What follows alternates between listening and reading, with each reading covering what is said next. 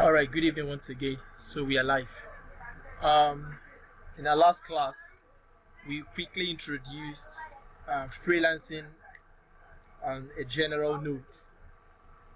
And for those of us just joining us, I'd like to, in a jiffy, just run through a little of what we did in our last class.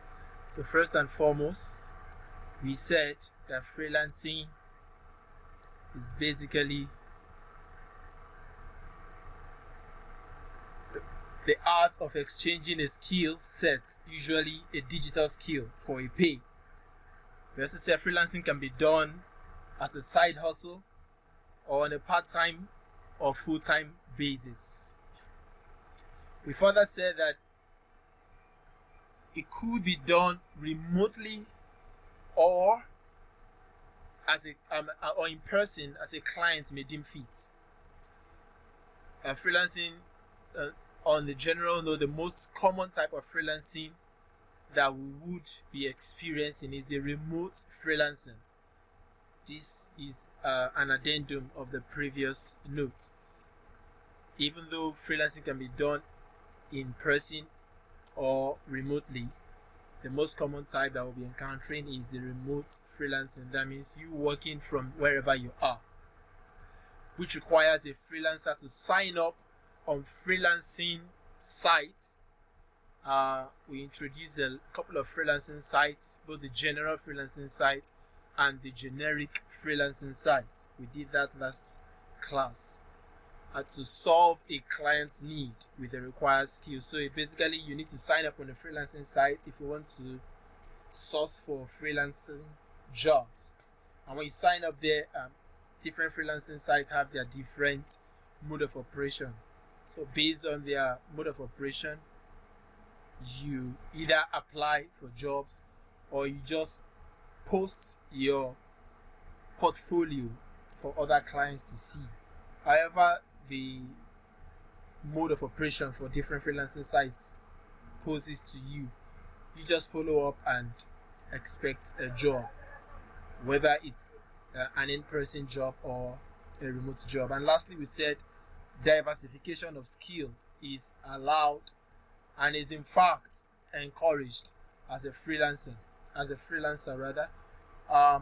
Furthermore, we looked at the pros of being a freelancer and the cons of being a freelancer. That is the advantage and the disadvantage of being a freelancer. Please permit me to accept this person.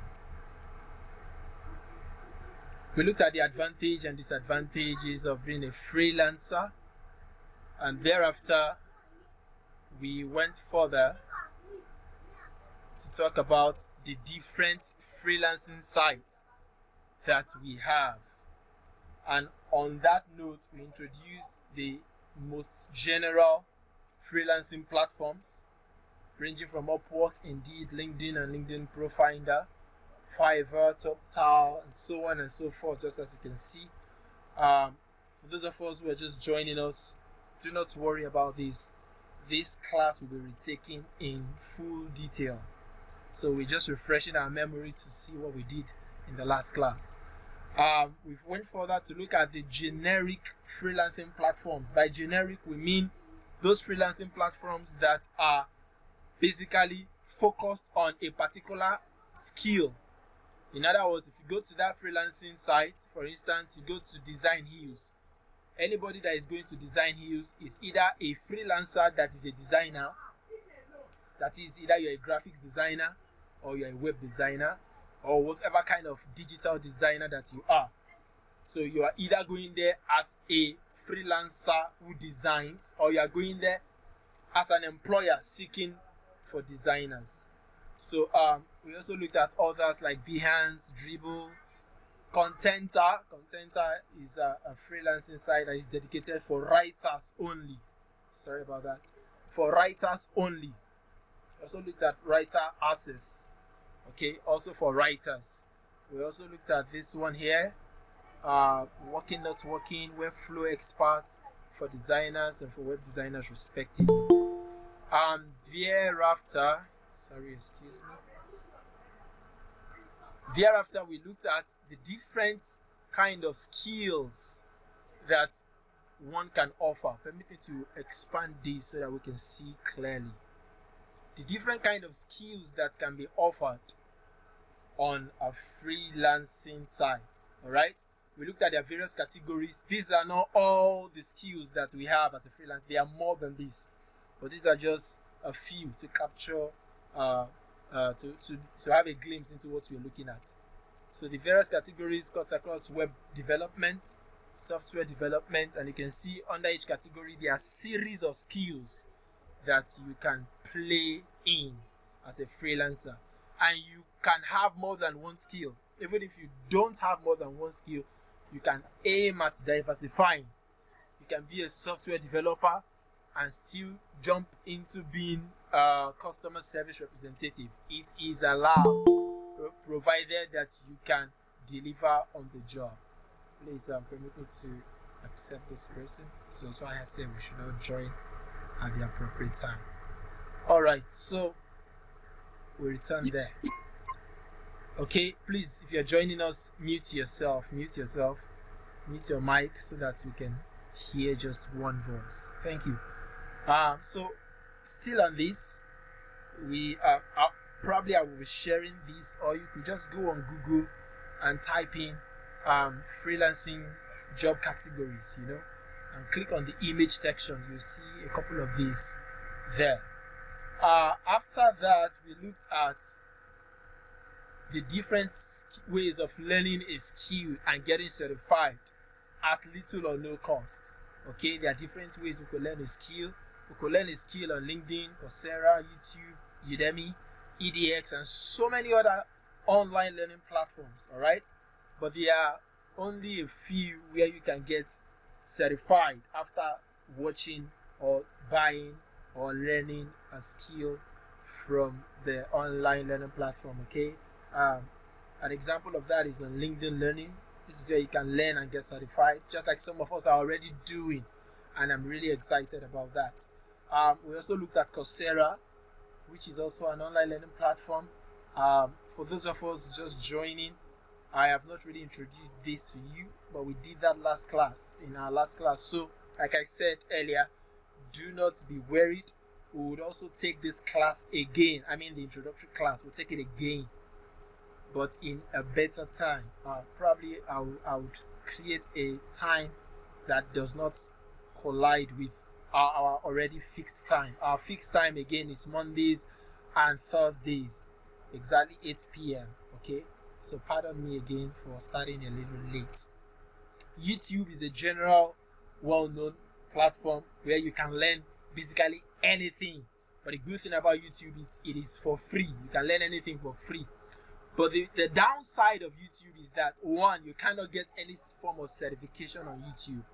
And secondly, the reality is there is no free video that can actually give you the details of what you need to know. Okay, though there are some couple of channels on YouTube where you will get a very detailed lecture, but a lot of us don't know it. A typical example is Free Code Camp. Free Code Camp is a YouTube channel that is mostly focused on software development, like coding, programming, and the rest of them. If you go there, you will find detailed lectures on software development and coding and computer programming. Okay, those are the very few channels on YouTube where you can learn things in details. But other channels that offer their free content are mostly like a lead magnet. They want you to come, have a taste of their content so that you can eventually buy their courses. So the truth I was trying to relate to us is that there is really no detailed lecture that you can get on YouTube that you will not have to pay for. Okay, so as far as you're in this class, you need to cultivate the habit. I'm really excited that some of you took the pain of letting some finance leave your pocket.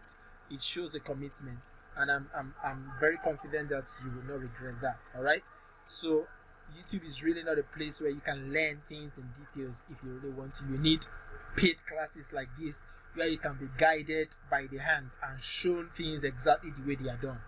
Alright, YouTube will not offer you that. And if it does, it will be in a few channel. Udemy is another platform that you can learn and get certified. But for Udemy, you have to buy the courses. There are a couple of courses on Udemy that you can also take for free and still get certified. I'll be sharing a bit of those in our classes as time goes on. EDX is another place where you can get certified after learning, but I'm not so sure if EDX has any free learning.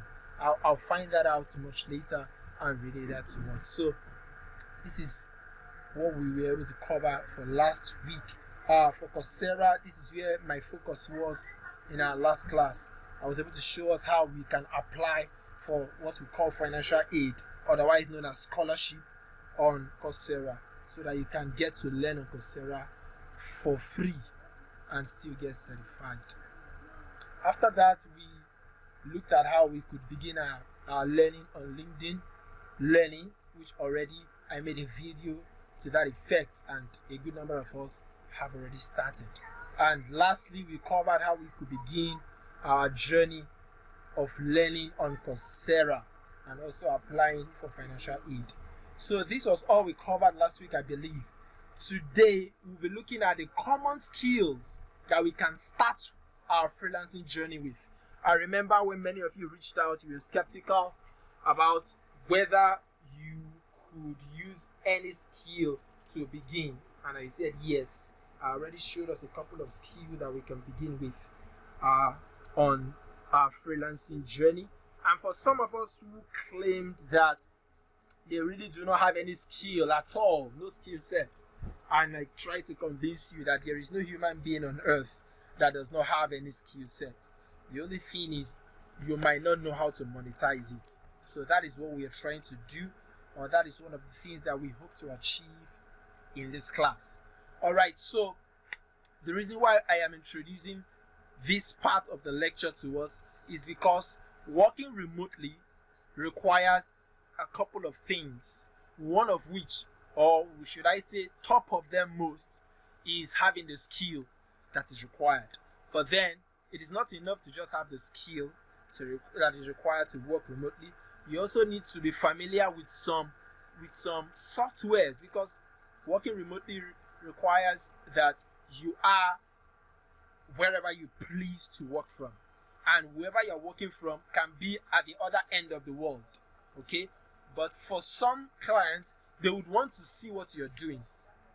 For some, they want to monitor the work you're doing, and they kind of fly down from their country to do that. So that is where some of these softwares come into play, and it is very necessary that you know how to use some of these softwares to understand the workaround of these softwares, so that when you are working and a client demands that they want to see the job you're doing, because most of the time the job you'll be doing will be a job that pays you per hour, and so the client wants to be sure that you are not just playing and claiming to be working and you expect to be paid per hour.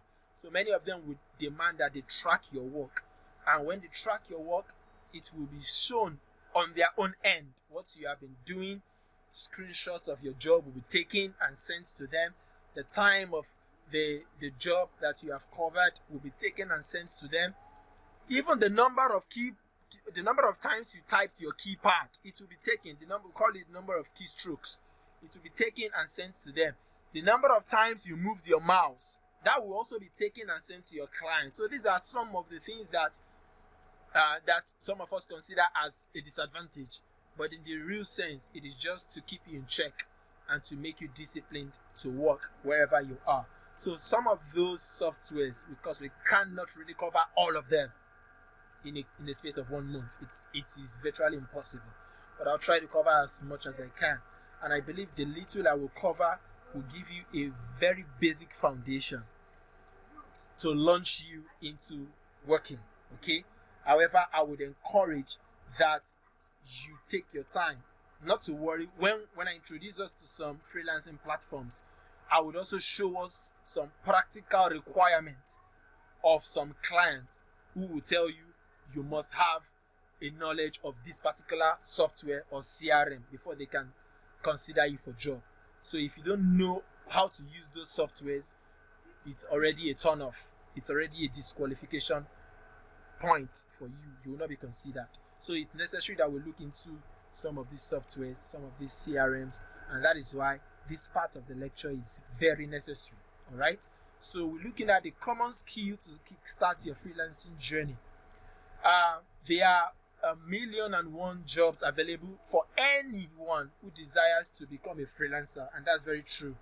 Okay. However, having a skill to attend to the job is of essence. In this training, we shall introduce us to some customer relationship management tools and some communication tools that we can set up or that can set us up as a virtual assistant or a customer service representative. So the two skills that you could boast of after you complete or graduate from this training are virtual assistant and customer service representative. So if you're able to follow this training to the end and you're consistent with your learning, I am very certain that by the time you begin to hunt for jobs on this freelancing site, these two skills can get you a job anytime, any day. And that is why I'm taking my time now to show you some of the softwares that we'll be using for this skill. So some of the tools we will be looking at include Google Suite. All right, we'll be looking at Zendesk. Google Suite, as the name implies, is an all-encompassing suite or an all-encompassing application and software that is owned by Google. Many of them are not necessarily created by Google, okay, but some of them, it's either Google has a partnership with the owner of the app, or that Google bought the app over to themselves, or that Google created them. So some of these tools, we'll be looking at them, but generally they are called Google Suite. All right, and most organizations will require that you have a knowledge of Google applications or Google softwares in order to be able to work. Please, I need to set an appeal or to make a request. Some of us are already tech inclined. We are very familiar with some of these things, and so I would appeal to you to just be patient, because there are some others who have either never heard of these things we are talking about, or maybe they have heard of it but they do not know how to use them. So in order to carry everybody along, we would like to appeal to you to be patient, okay? And even if you are a master in them, just consider this a refresher, all right? Because over time of my experience working as a freelancer, these are some of the basic tools that clients have requested or demanded that freelancers have, okay? So I'm trying to share from my wealth of experience as a freelancer. Another software we'll be looking at is Zendesk, okay? Google Suite on its own is like a course on its own, and it's not something that we can finish, but I will touch a couple of applications, and I encourage that even after this training, don't stop learning, because you will be required to have a basic knowledge of some of these skills. So Zendesk on its own is a CRM tool. CRM means customer relationship management. Customer relationship management, that's the meaning of CRM, okay? And it is a tool that most organizations use. And if you have been on some common websites, you open their website page, and by the edge, the bottom edge, usually the right bottom edge, you will see something like chat with us, like a live chat, okay? And when you click on it, you will see that you'll be able to chat with either the representative of that business on their own end, all right? And what enables that most of the time is Zendesk. There are some other applications like HubSpot, Intercom, okay, that works almost like Zendesk. But if you understand just one out of all these CRM tools, you will be able to navigate your way around other CRM tools, okay?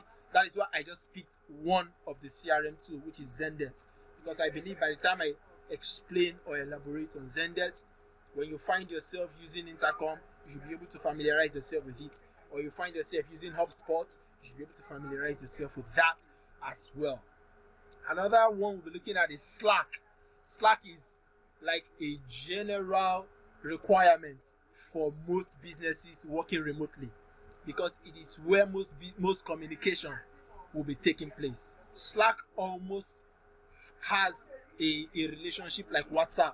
Okay, I'll be showing us all that, but it has even more features than WhatsApp, because it's an application or a communication tool that covers an entire organization, in which every organization member, that is an entire company, can bring their whole staff into the Slack channel, where each department can be formed right there on the Slack channel, and communication, it eases the free flow of communication among company staff.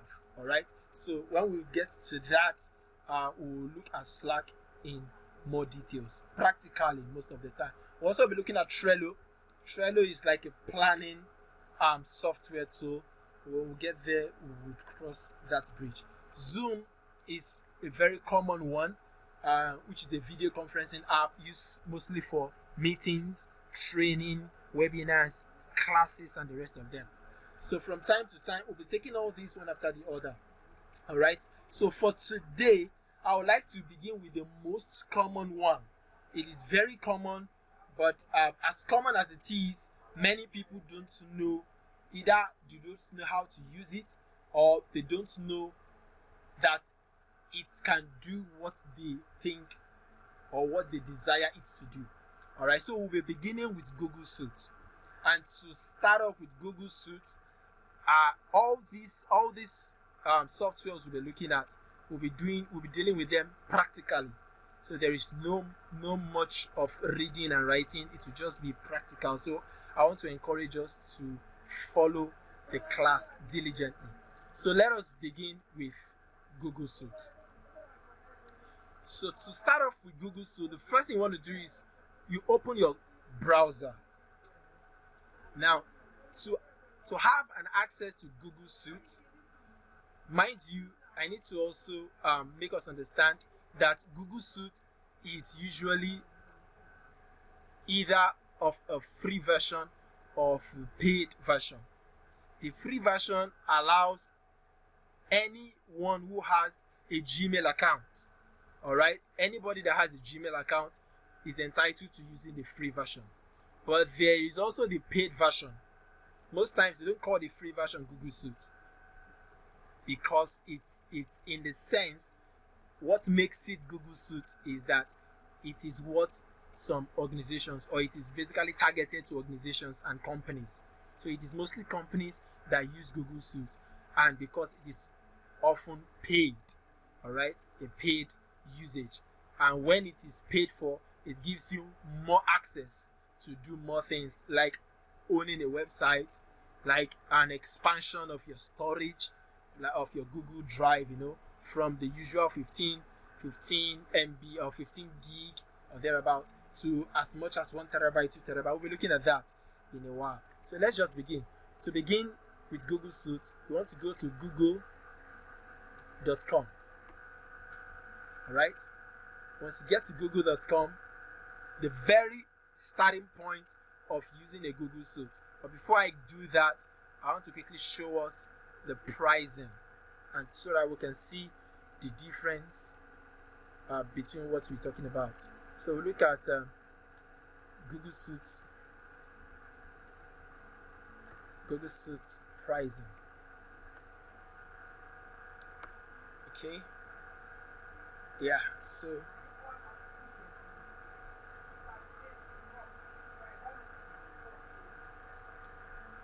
the Gmail pricing is supposed to be, yeah.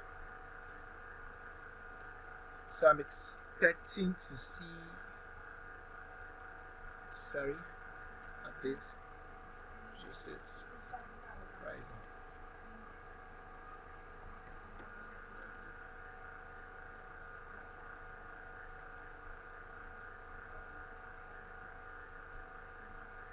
Okay, here we are. So we can see there are different pricing for using a Google Suite. And like I said, small businesses can use Google Suite. Tech up companies can use Google Suite. Medium and small and medium scale businesses can use Google Suite. And of course, companies and organizations, large organizations can use Google Suite. Enterprises as well can use Google Suite. So you can see what it entails. These are some of the things that you will be entitled to when you subscribe to a Google Suite price plan. All right. Some of them you already have been using them for free, while others require you to pay before you can use them. A typical example of what many of you have been using is the Gmail. We'll quickly run through how to open a Gmail account for those who may not have it. But I want to believe that for you to have even been in this class, you already know how to create a Gmail account. But we don't want to over-exaggerate things or assume things. So we want to show you exactly how you will be creating a Gmail account in case you were not the one who created your own Gmail account.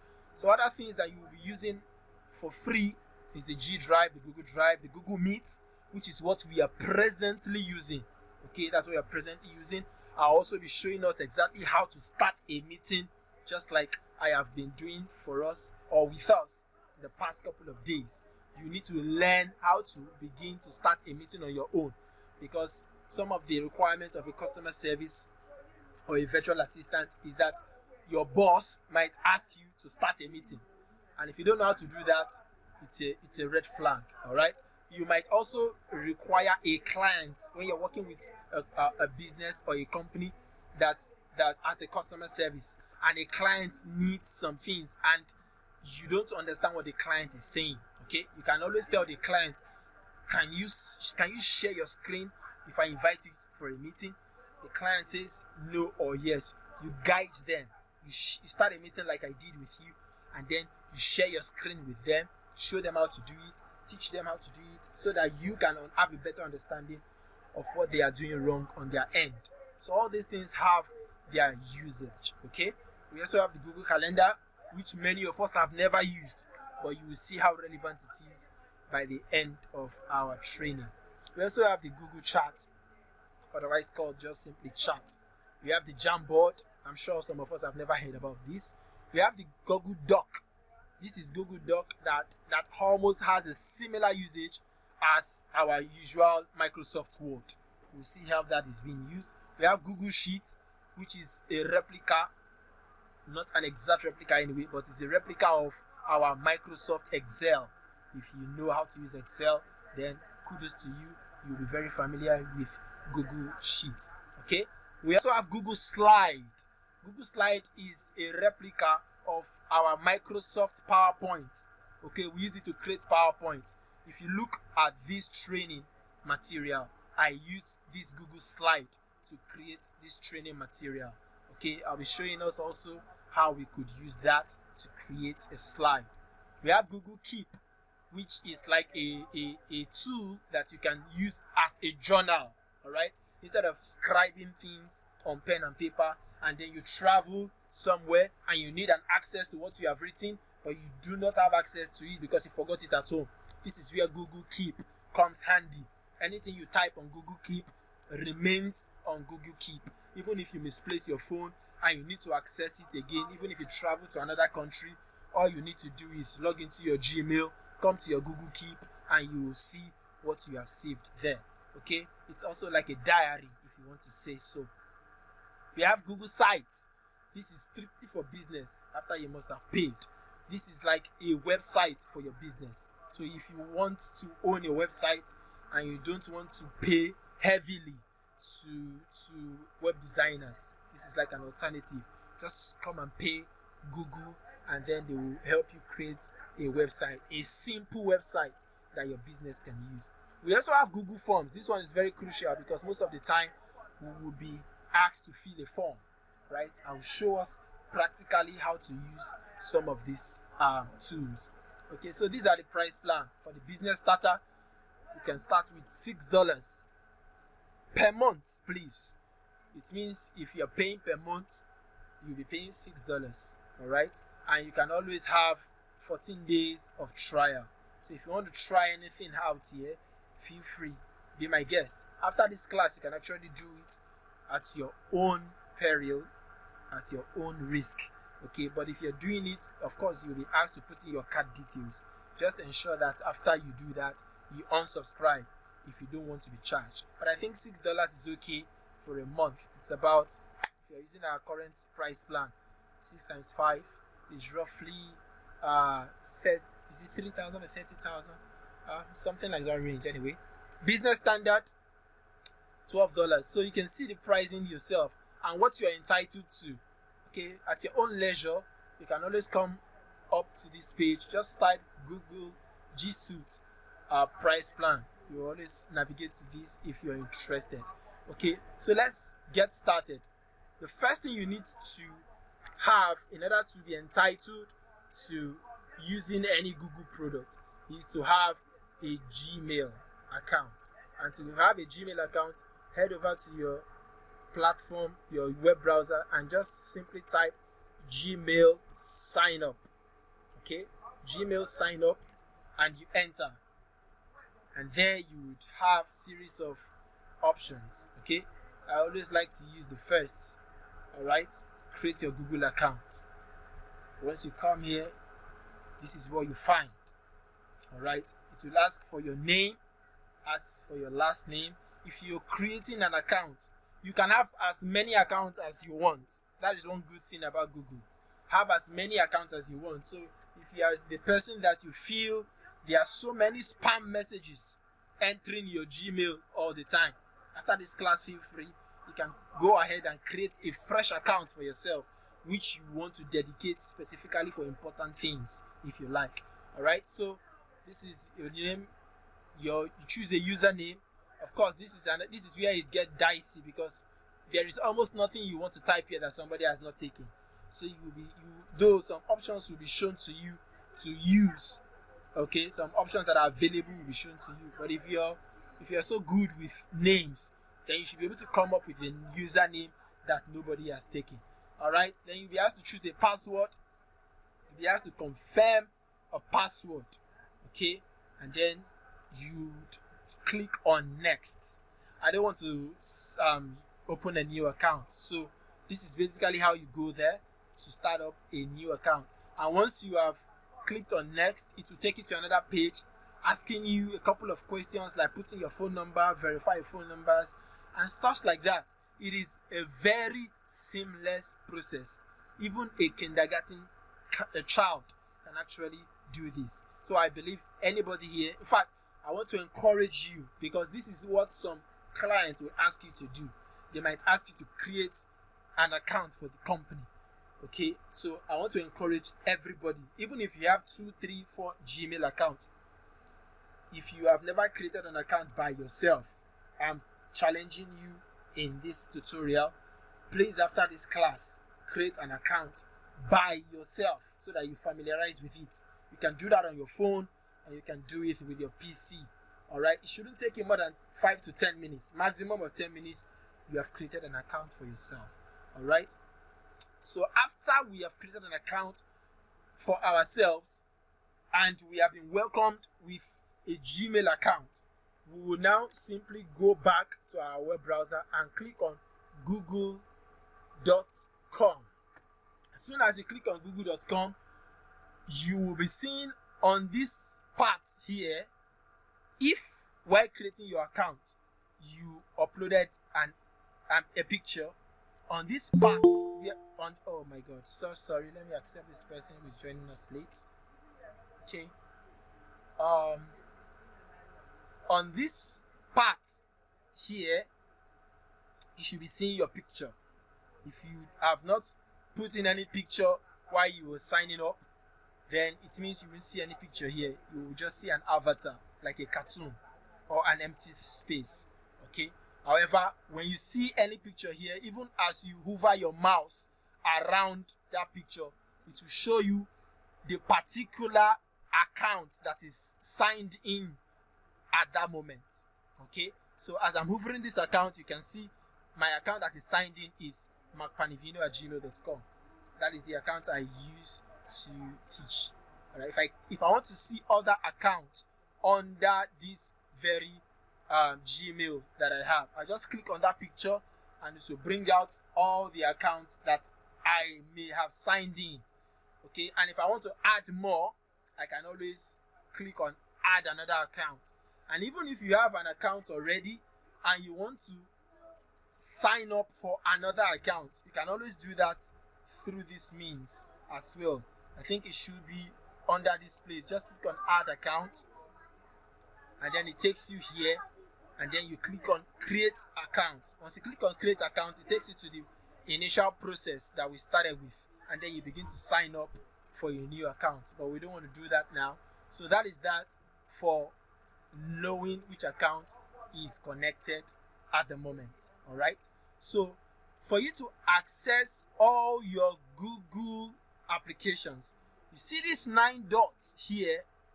These 9 dots here, if you count each dot, it is 333. It gives 9 dots altogether. If you click on this 9 dots, it will give you a drop down. You can see that there is a drop down of all the applications that Google owns. Okay, on the top right here is your account. Here is your normal Google search, which is what we have here. This is Google search. Right here is business profile, which is used for if you have come across the word Google business, Google my business. This is exactly what it is. Mind you, I have a client I'm working with presently that asks me to manage his Google my business profile. So it is even a skill that is sought after even in the freelancing space. So if you want to learn, it's a skill I will ask you to consider learning. If you want to be a digital marketer, this is one skill that you may need to learn. You can always go on YouTube and learn it. You can go on LinkedIn. You have an opportunity because you're already on your free trial. Just type on Google My Business and you see tutorials upon tutorials coming up, and you can even get certified on it. All right. So, but I don't want you to jump from one skill to another. Master a skill, learn it well before you diversify to others. So this is Google Map. This is YouTube. I'm sure many of you have heard of YouTube, but you never knew that YouTube was owned by Google. So congratulations, today now you have heard it. YouTube is actually a Google product. We have Google Play. This is mostly common for smartphone users. For those of you who have smartphone and you know about Play Store, yes, Play Store is a product of Google. Sorry about this. I stopped this. I don't know why it's coming up. So Play Store is owned by Google. We have Google News, okay, which is just like your CNN News, your BBC News. Google News is also a product of Google. And right here is your Gmail. So if you want to go straight to your Gmail from this platform, you just click on Gmail, which will be looking in a jiffy. Click on Gmail and you'll be taken straight to your Gmail. All right. This is the Google Meet. Google Meet is what I am presently using to teach you. When I create a meeting, it is used to create a meeting. It is used to create a conference. It is used to teach. It is used to lecture, to create a webinar, to even organize a seminar. So anything at all you want to do that concerns a virtual meeting, where you or somebody else do not necessarily have to meet one-on-one. You can just use Google Meet to do that. Another application that works like Google Meet is Zoom. Okay, but we'll be looking at those as we go along in this class. Google Chat is another platform that works just like WhatsApp. Okay, so using it, some companies require that their staff have this application either on their phone or their PC, because it can also be used to communicate. All right, we have contacts. This one is what many do not even know about. Sometimes you misplace your phone and all your contacts are filmed, they are wiped off, or you can't have access to them. But the good news that I want to share with us today is if you have a Gmail account, you also have the benefit of using Google Contact. With Google Contact, you can automatically save all your phone contacts right into your Google Contact. All you need to do is just synchronize your phone contact with your Google Contact, so that whenever you change your phone or your phone got stolen or whatever happens to your phone, all you need to do is, once you get a new phone, simply go to your Google Contact and download all your contacts back into your new phone, and seamlessly you have lost no contact thereby. All right, we continue. This is Google Drive, which is used to save files. I would have loved to use this practically with us, so that you know exactly how to use it when you begin to work for different companies. But not to worry, we would show the application as we go across all of them. This is a Google Calendar, which is used to save appointments. A lot of companies use that. In fact, some persons specifically use this as a job. We call them appointment setters. All they do is to help you set appointments, and the app or the software they use is simply Google Contact. There are some other brothers and sisters like Google Calendars, rather Google Calendar, not Google Contact. There are some brothers of Google Calendar that are out there, like Planner and so many other applications like that. But the most common one is Google Calendar. It even comes with most smartphones automatically. Once you have a Gmail account, you should see Google Calendar on your phone. So Translate. Google Translate is another application that is not so common. It simply helps you to translate either from English to French, French to German, German to Spanish, or other languages to English. If you have a write-up that is in another language, you can just open Google Translate, paste the write-up there, and click on English as an option. Google Translate will automatically translate all the written documents to the language that you prefer. However, the downside to this, it is not accurate. All right. However, it has a high rate or a high percentage of accuracy. Google Photos. Many of you are used to this. You even have it on your Android phones. So this is basically used just like Google Contact. It is used to synchronize all your photos. So if you have Google Photos, you can simply click on synchronize, and it automatically saves all your photos into your Google Photos. Okay, but there's something I want to quickly bring to our notice, that for everything you are saving on Google, for everything you are synchronizing with your Google application, everything is saved on your Google Drive. That is one thing many people don't know. So the more you are saving and saving and saving things via your Google and synchronizing things via your Google, it actually occupies space in your Google Drive, because this is like the memory card of your Google Drive, of your Google account. Okay, and I'll be showing us how this works, and you will even see for a free plan how many gig you are entitled to. So once you exhaust it, it means you have to pay to use another one. We have Google Duo. Google Duo is an application that many people are not so conversant with. It works like WhatsApp. Okay, it can be used for chatting. It can also be used for video calls. It can be used for voice calls, and so on and so forth. Some of you have it in your phone. Some of you have even deleted it because you don't know what it is. But that is exactly what it serves. You can use it in the place of WhatsApp, voice conference. You can even use it for meeting. You know, it's almost like Google Meet, but it's mostly used on phones. You can also use this on desktop anyway. So this is Google Finance. For those of you who are accountants, this is what you can use this for. It's basically for finance skills and the rest of them. We won't bother ourselves about that. So this is another angle where many of us, in fact, this is where most of the business work requires you to have a skill. Google Drive, Gmail, Google Meet. Sorry about this. Google Drive, Gmail, Google Meet.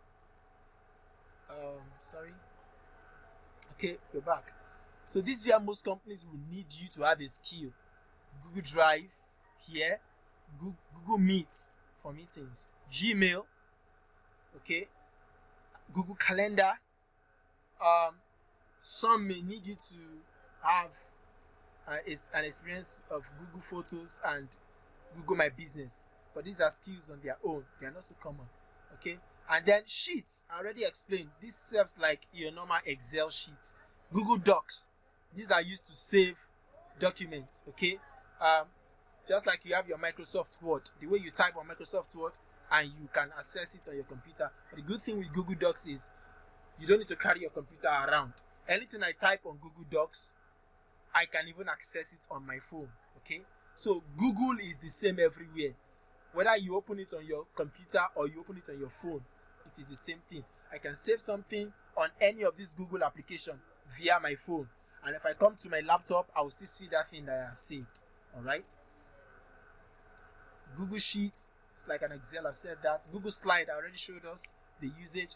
We use it for presentation, just like I showed you. That's what I used to create the presentation slide I was using to teach us. Google Books, these ones are for readers.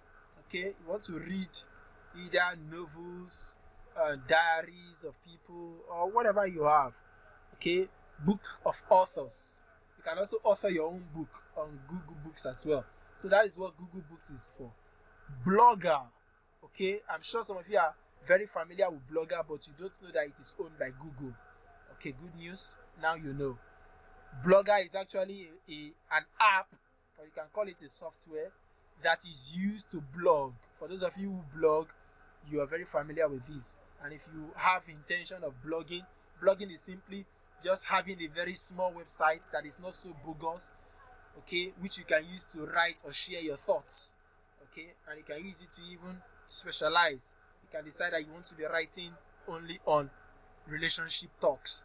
You can always use Google Blogger to do that, and I think it's even free, except you want to migrate to a higher plan. Google Hangout and Google Charts, they are almost like serving the same purpose. Okay, but it's a little different. Hangout has more sophisticated items than Google Charts, and most businesses most times use Hangout than Google Chat, and it could be the other way around as well. So we'll be seeing as much as we can how to use as time will permit us. I already spoke on Google Keep. It's like a journal, a diary that you can use to write anything that just comes to your mind. And wherever you travel to, even if you misplace your laptop or you misplace your phone, once you get a new one, sign into your Gmail, you have access to everything that you have saved. Jamboard is not so common. Classroom is not so common as well, even though they have their functions. Classroom is used to teach, and Google Earth is, I wouldn't say it's like Google Map, but it basically teaches you things about the Earth. Okay, collections and the rest of them. So there are so many. You can see more from Google. So if you click on more from Google, you will see many of them. Okay, many of them. This is AdWords. For those of you who are into Google Adverts, this is where you can create that. For those of you who listen to podcasts, Google also have a podcast application. So this is their podcast. And then at your own free time, please be my guest. You can always go through all this. Google has so many applications that many people don't know. But I would like you to just have an idea of them. These are just some that we are looking at. At your own free time, take time to look out the other applications, and many good applications that are even for free that many of us are not maximizing. Like some of us who are into data entry, Google has a free application for data entry. I have practically seen 2 people who have taken some application from Google because it is basically free, and they just personalized it.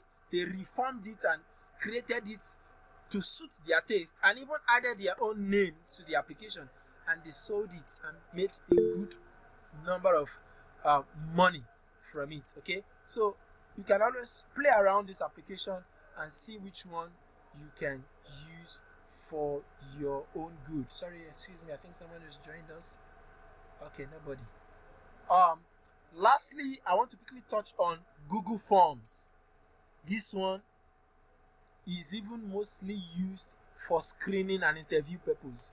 I have been privileged to attend an interview for a client, and I've also had the opportunity of helping many others who have had interviews with other clients. And one of the requirements is that they should create a Google form, and the client will tell you what and what should be in the Google form. So most of the surveys you see online, they are created with Google Forms. Most of the questionnaires you see are created with Google Forms. Okay, most of the forms that you can even print out from your printer are created with Google Forms. So as time goes on, we'll be seeing how most of this thing works. However, I would want to begin with the very, very beginning, which is your account. Once I click on the account, it basically takes us to everything that you basically are entitled to as far as your account is concerned on Google. It is from this account that you can set anything at all you want to set as far as your Google account is concerned.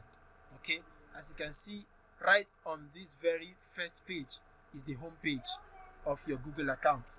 It is from this page that you can set up your privacy and personalization. Okay, I won't be taking everything because time will not permit us. If not, we'll sleep here for 4 or 5 hours and we won't finish anything. But I will just show us the basic ones, while I would encourage you to play around these things, because to be very honest with you, if you do not practice on your own, you will get confused. If you are waiting until you get a job to learn all these things, you will get confused at that time. And that is when you see, just like in some community or group that I belong to, many of them didn't take this training seriously, and then they eventually got a job, and then they started asking people in the group, how do we do this, how do we do that? And it turns out that these were things that were taught in the training sessions. So please, while we teach these things, play around them at your own free time. It will be for your own good. So this is where you manage your personalization and your privacy. You can see, you click on it, it takes you to another category. So right here, what you can do is basically everything that concerns privacy. You want to set up, you can see things that you have done and places you have been to, like your map, places you have saved on your map.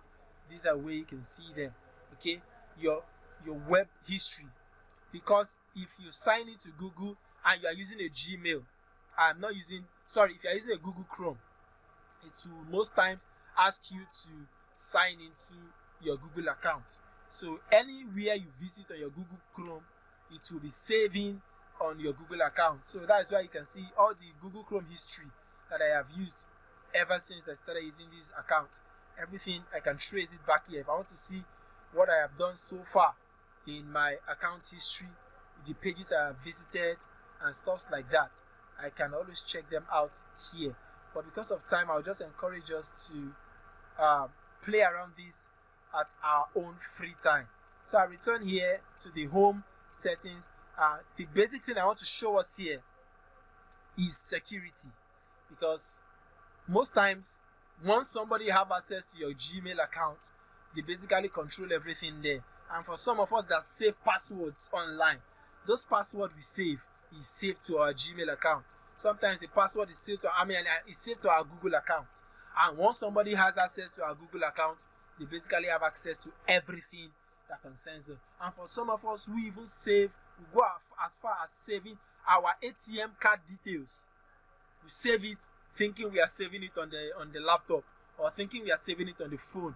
No, brother and sister, it is actually being saved on your Google account. Okay, that is why sometimes you want to fill a form online and you click a particular space and automatically you will see what you have filled before popping out. It is not popping out by magic. It is popping out because you have saved it online. And where did you save it? You saved it into your Google account. So you want to secure your account. It is very important that you secure your account. How do you do that? Head over either from your home, you head over to protect your account, or you simply come to this category and click on security. Alright? Either ways, you'll be taken to the security category. Okay? When you are here, you can see your saved passwords. Okay? Every password. Sorry, excuse me. Let me quickly accept this person. Please, this is very important that I share here. Do not share any link to anybody that is outside this training, okay? Because it will be a disservice both to us and to me. All right, this is a paid class and you don't want to take advantage of that. If I find out that you share the link to this group to anybody and I trace that person to you, I will simply evict you from the training and there is no refund. So please do not be tempted to do that. All right, back to this. What do you want to do to protect your account? You can even change your password right from this very place, okay? But what you want to do to protect your account is you can see I have protected all my accounts, okay? But for you might not see all these ticked. You might not see it ticked, okay? So if you don't see yours ticked, the first thing you want to do is to head over to two-step verification, okay? Two-step verification. Once you click on two-step verification, before I click on that, let me quickly start from the beginning. Your devices.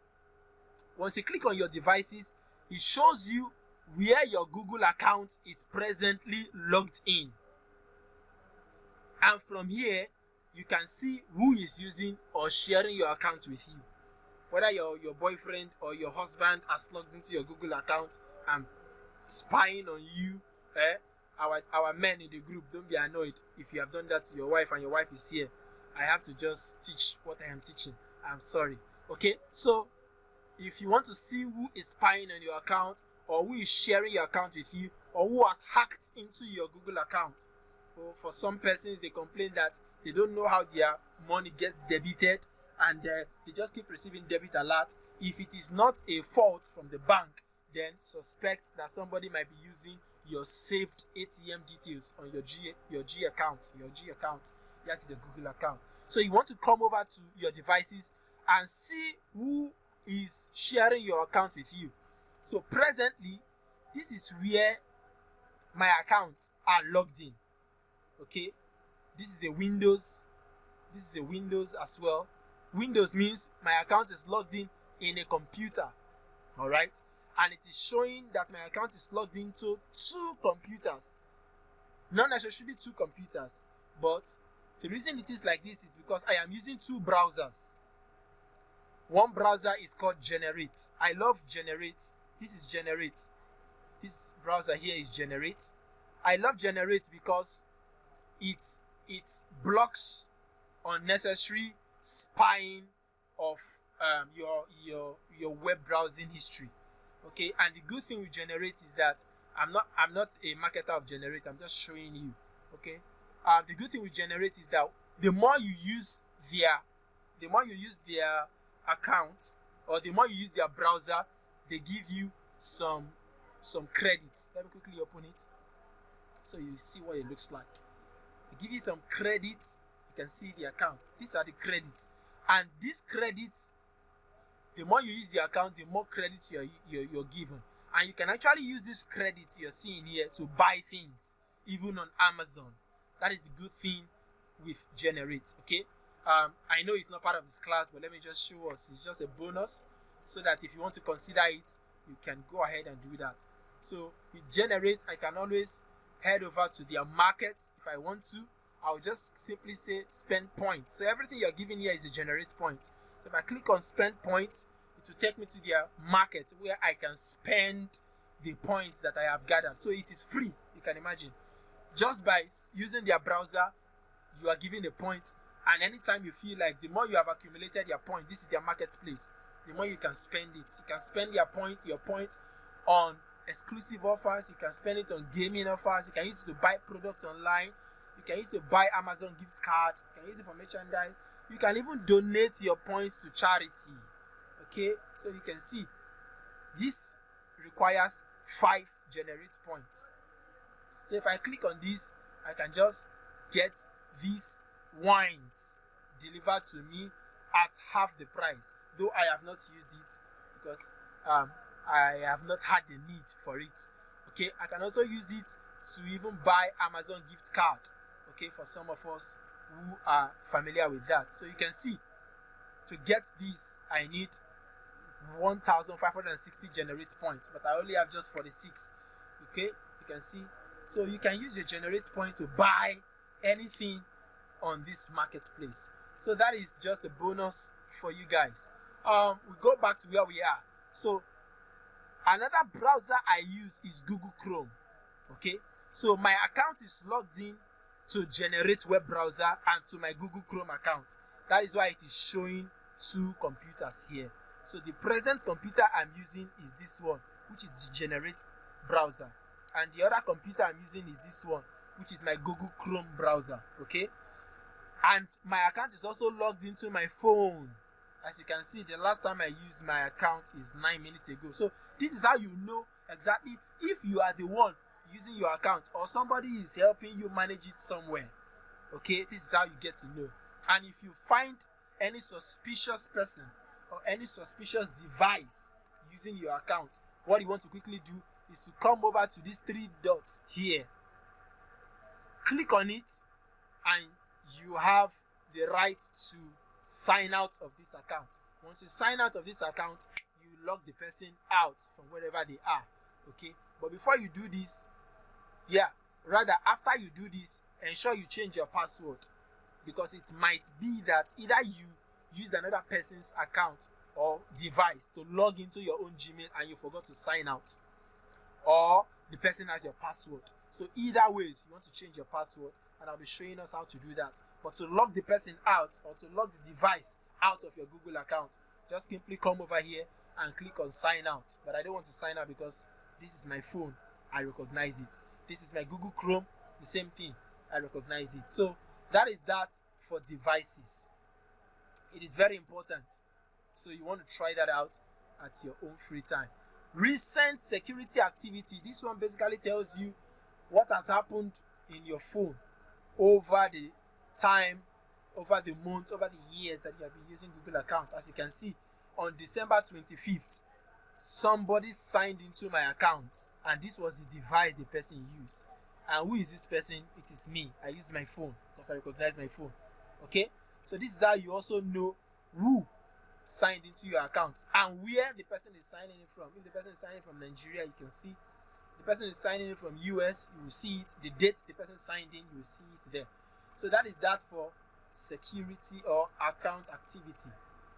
The next thing is two-step verification. This is where you secure your account. Okay, you secure your account with two-step verification. Now, to secure your account with two-step verification involves two things. One is you either use an authenticator app.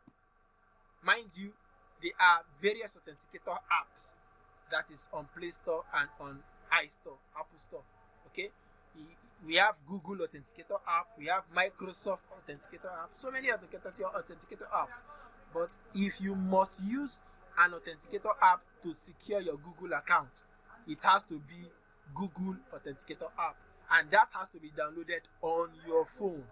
Okay, all you need to do is head over to Play Store, click on search for Google Authenticator app, you will see the option there, and then simply download it. Once you download it, then you can use that authenticator app to secure your account. This is the most recommended this is the most recommended way to secure your account, using an authenticator app. Okay, but if you it requires a little bit of tech, not so much, but very little, very basic on how to navigate your authenticator app. But another way to secure your account is by using your phone number. Okay, so I'll be showing us that in a jiffy.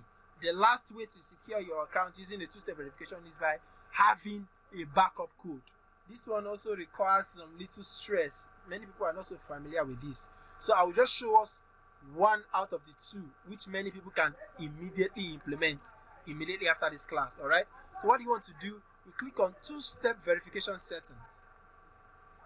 Once you click on two-step verification settings, it will ask you to log into your account to be sure that you are the owner of this account. All right. Log into this account, you sign in to verify. Once you sign in, it will then take you to the two-step verification page where you can begin your process. All right. Now, to begin the process, because I have activated mine, what you'll be seeing here is turn on. So once you click on turn on, it will begin the process for you, and it will be asking you how you want to secure your account. Whether you want to use your text SMS, you will see the options somewhere around here. Either you want to use SMS text to secure your account, you can see here. Either use your text to secure your account, or you use security key, which is this backup code, to secure the account. Alright, but I prefer to use Authenticator App because it is the most recommended way to secure your account. Alright, so if you want to use your number to secure your account, just click on setup. Once you click on setup, it begins to ask you for your number, and then you type in your number and tell them how you want to receive the code, because a code will be sent to your phone to continue the process, either by SMS or by phone call. Whichever one you choose after you've put in your number, there is no need putting the +234 again, because it has already shown that this is Nigeria. Alright, now mind you, from the very start, when you begin to create your Google account, from the beginning, when you sign up your Google account, when you sign up as a Nigerian, or you sign up because you'll be asked for your number. So if you sign up with a Nigerian number, every other thing you will be doing on that account will be done as a Nigerian. And I'll be very honest with you, it has a lot of limitations. One of the most common limitations it has is that there are some good applications, mobile applications, computer applications, that you will not be able to download. Simple reason, Nigerians were banned from using those applications. I had a client, I'll share my experience so that you understand what I'm saying. I had a client I'm presently working with.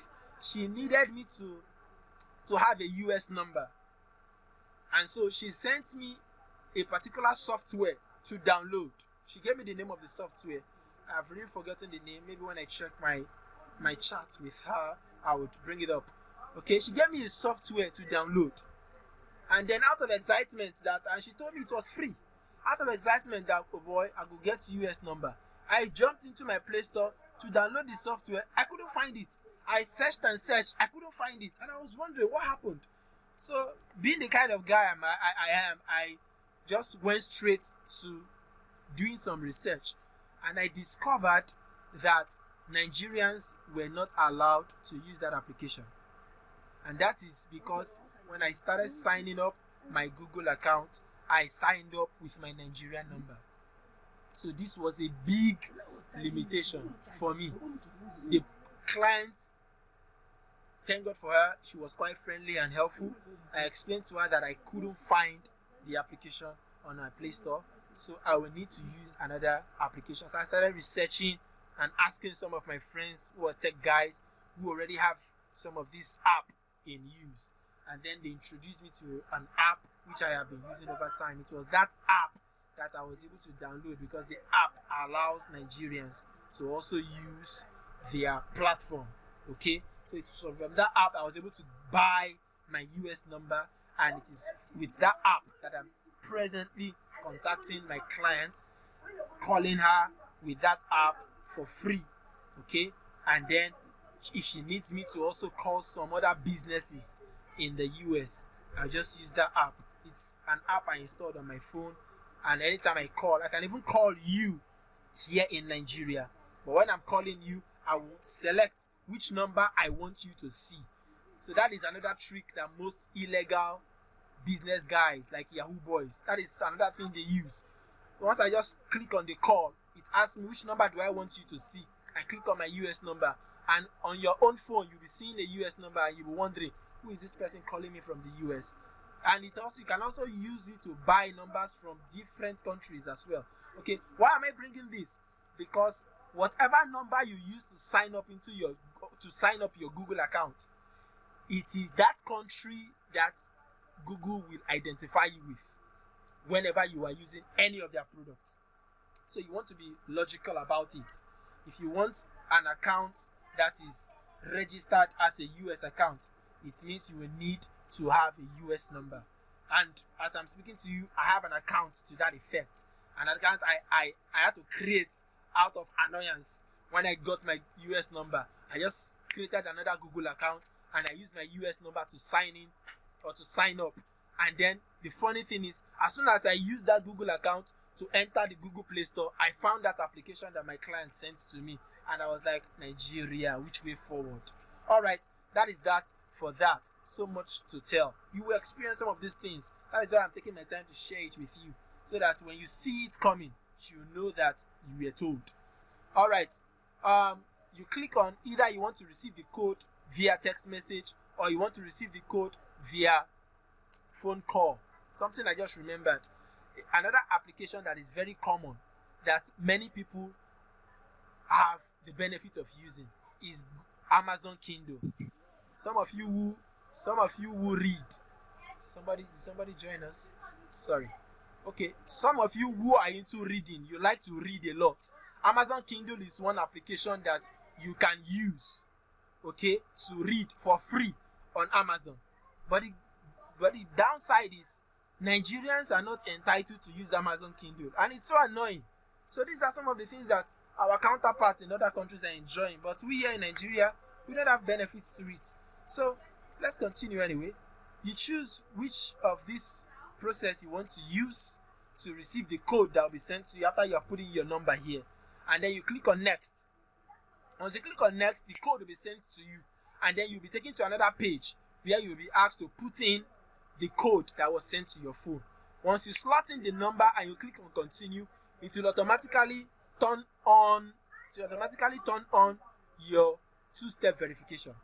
Okay, so that whenever someone wants to sign in, even you, whenever you want to sign into your Gmail on another device that you have not allowed, Gmail or Google will ask you to put in that code that was sent to your phone. Because every time, if you are using, mind you, if you are using a phone verification, a text verification mode to verify your login details, okay, anytime you want to log into your Google account via any new device, whether it's a new phone, whether it's a new laptop, whether it's a new tablet, Google will automatically send a code to your phone, even if you are not the one who is trying to log into your account. Anybody at all trying to log into your account, as soon as they put in their username and they send the login details, before they can be allowed to enter into the account, Google will send you a phone and they will send you an alert that, are you the one trying to log in? If you are the one, click yes. If not, click no and block that person off. So that is one benefit of using two-step verification. So let's go back and see other things that we can do. So after the two-step verification, another thing that we can do is third-party access. Third-party access simply means granting some application access to your Google account. Okay, there are some applications that you want to sign up on, and they will tell you, instead of signing up by typing and filling some forms, they will tell you sign in with your Google account. And some of us, out of laziness, like myself, but I need to trust the application. But out of laziness, we will just, instead of trying to fill in forms upon forms upon forms, you just click sign up with Google account. And as soon as you sign up with Google account, you see questions like, are you granting this application access to your Google account? These are the things that the application will have access to. Once you click yes, PM, the app automatically has access to your Google account, some of your Google account details. Okay, so these are some of the applications and softwares that I granted access to my Google account. All right, some of you who used your Google account to sign up on Facebook, you would also see Facebook here having access to your Google account. So if you don't want, or you find a strange application having an access to your Google account, simply do what? Click on remove access, and automatically the application would discontinue their access to your account. Lastly, Gmail settings. What you want to do here is simply sender's name on outgoing. You might not really necessarily need this, but you can read it up. Email sent from your account, show this name as the sender. If you remove it, your account name will be shown instead. Okay, so I actually activated this myself. It means if I send any one of you here, an email, what you'll be seeing at the top of the mail will be this name, instead of seeing my Gmail account, macpanivino@gmail.com. Instead of seeing this account here, this account, you'll be seeing this name. So it's like a way to customize the name or your name or your account.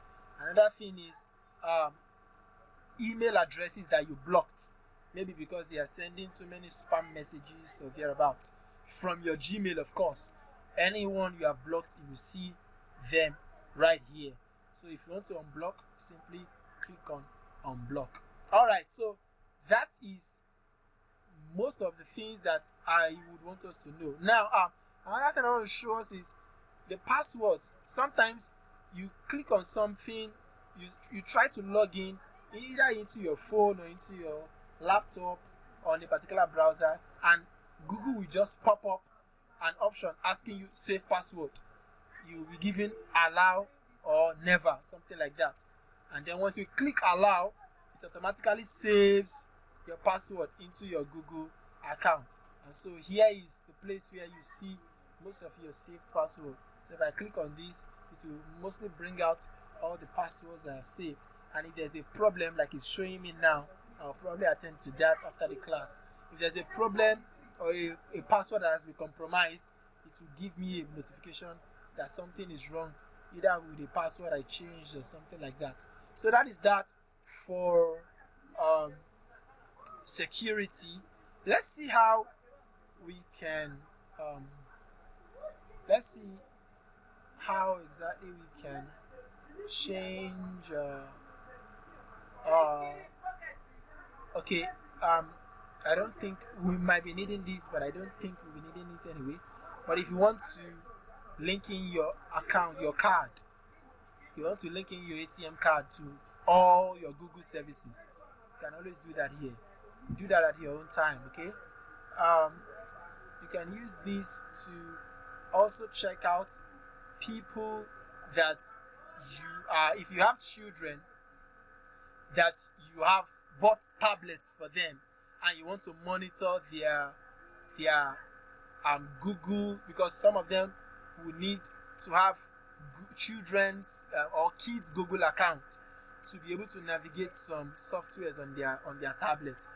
You want to put your parental access on. You want to install your parental access on their phone. Okay, when you open a child or a kid's Google account, because when you sign up a Google account for the first time, you will be asked, are you signing up this account for yourself or for a child, somebody under 18? If you click for a child, then they will ask you to link your own account or a guardian's account to the child's account, so that the child cannot install any application. Children of these days, they want to watch porn and things like that. They want to install adult content on their tablet. So before the child can do any installation on that phone, you will be notified. So this is how you can go about setting that up. Okay, you can always watch videos on YouTube to know all these processes. That said, I'm just going through to see what we can activate. We'll take time to look into all these ones, but what I want to quickly show us is how we could change our password. How we could change our password. I think it's somewhere around here. How we could change our password. Trying to figure that out.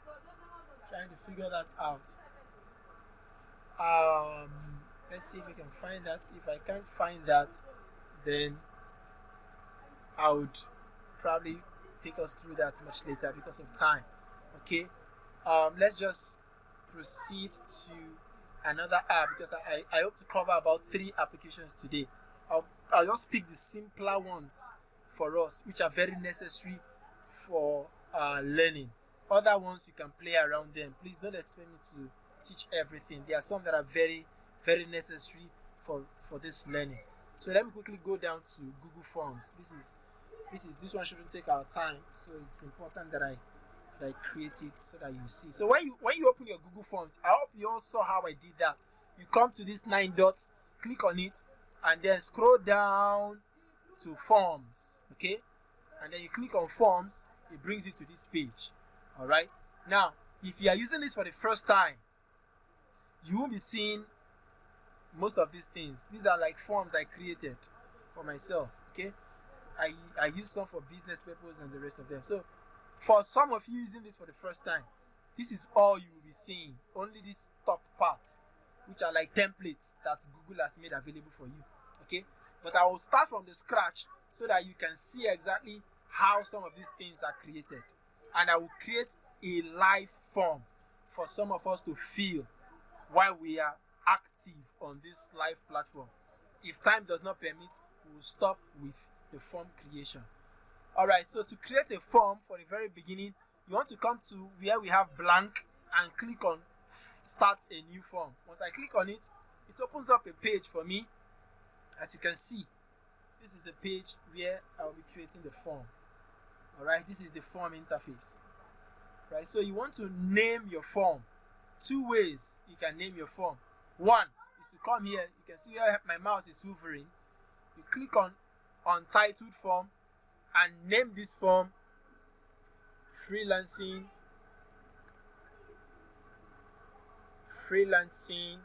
Masterclass 1. Okay, that is the name I want to give to the form. You don't need to press enter. Just take your mouse and click on anywhere other than this place. It will automatically be saved. You can see the name has automatically changed to what I desire to call it. Okay? Now, please follow me. This is very important because I will not revisit this. Now, the next thing to how you create your form is basically left to your discretion. Anyhow you want to create your form, that's fine by you. But most clients may want to specify what and what should be on your form. So I'll be giving you samples of what some clients have asked over my years of experience as a freelancer so that you get conversant with them. Some clients who might not ask you to describe the form, but out of your own creativity, you might just decide that you want to describe the form. So to describe a form, come over here where you have form description and click on it. Once you click on it, it automatically opens up a tab for you to type whatever you want to type. So to describe this form, I'll simply say a test form for participants of the Freelance Masterclass. Okay. So what do I do again? I take my mouse out and I click on anywhere on the form and it automatically saves what I have typed. You can see that. So now we are good and set to go. First thing I want to do now is, what is the first thing you want to collect? Because this is a basic computer knowledge. This is a basic computer knowledge. Whatever people, when you push this form out, people begin to fill the form. Anything they fill on the form, anything at all they fill on the form, you will be able to see it from your own end, from my end. So you will see it in practice now. As soon as I finish this form, I'll tell you to fill some basic things on this form. And as soon as you fill it, I'll push out, as soon as I set up the form, I'll push out the link to the form to the WhatsApp group. And I will ask you to fill the form. And as soon as you fill the form, I will show you exactly what you have filled in the form. So you want to take your time to follow me as I proceed. The first thing I want to collect, or the first thing some clients will usually ask you to put in the form, is to collect the name of the person, which is mostly what is used on the first things or the first item of a form. So what do I do? I want to come over to this. This is the first tab. You always see this tab. It comes up automatically. So what do I want to do is to change this untitled question to name. I click on it and it brings this out, and I change it to name. Just type name. All right, you can see as soon as I type name, it shows me something here. Something here changes, And as soon the computer is working on an AI means artificial intelligence, and over time it has worked with user experience. It has understood how people behave. Okay, so the Google form understands now that once people are asked for their name, they will need a place to type in their name. That is why it automatically changed to this. And this thing here means people will be allowed to type in short form of their name, or it creates a short space for people to type in their names. But you might want to be creative. Remember, I have not clicked anything here. So I can just go out of this place and click on it, and it saves that. Okay, so the answer that people would be required to produce will be dependent on what I want them to give me. Okay, and how do I choose that? I head over to this place that my mouse is hovering, and I click on it. I'll get a drop down. You can see I get a drop down, and this drop down automatically allows me to choose what I want people to give back to me, because I am the one who will determine what you will give me on this form. Mind you, this is an e-copy form which can actually be printed out if you want to, but I'm just doing this for the e-copy sake. All right, so if I want you to just type in your name, and I think your name might be very short, so I don't need to waste pages on the Google form, I will select short answer, which is what is here, which is what you can see here. You can see short answer text. But if I, like some of us that like to write all our family names, like myself sometimes, you want to write your name, your son name, your 2 native names, your 3 English names, your 4 German names, you want to write everything. Okay, go ahead to allow that person the freedom to write all their names as they please. Of course, you know this short space cannot contain that name, so you want to use paragraph so that they can use the long form of their name writing to collect that particular name. So to change that, I just click on paragraph, and you will see the changes made. You can see it has made it very long. So if you want to type in the whole word, keep typing, and then automatically it will be giving you space to keep typing. All right, but on the average, it is okay to collect every name with short answer. Let me quickly breeze down to everything here so that we don't waste our time on it when we proceed to the next place. Multiple choice is used to ask questions. For instance, a yes or no question.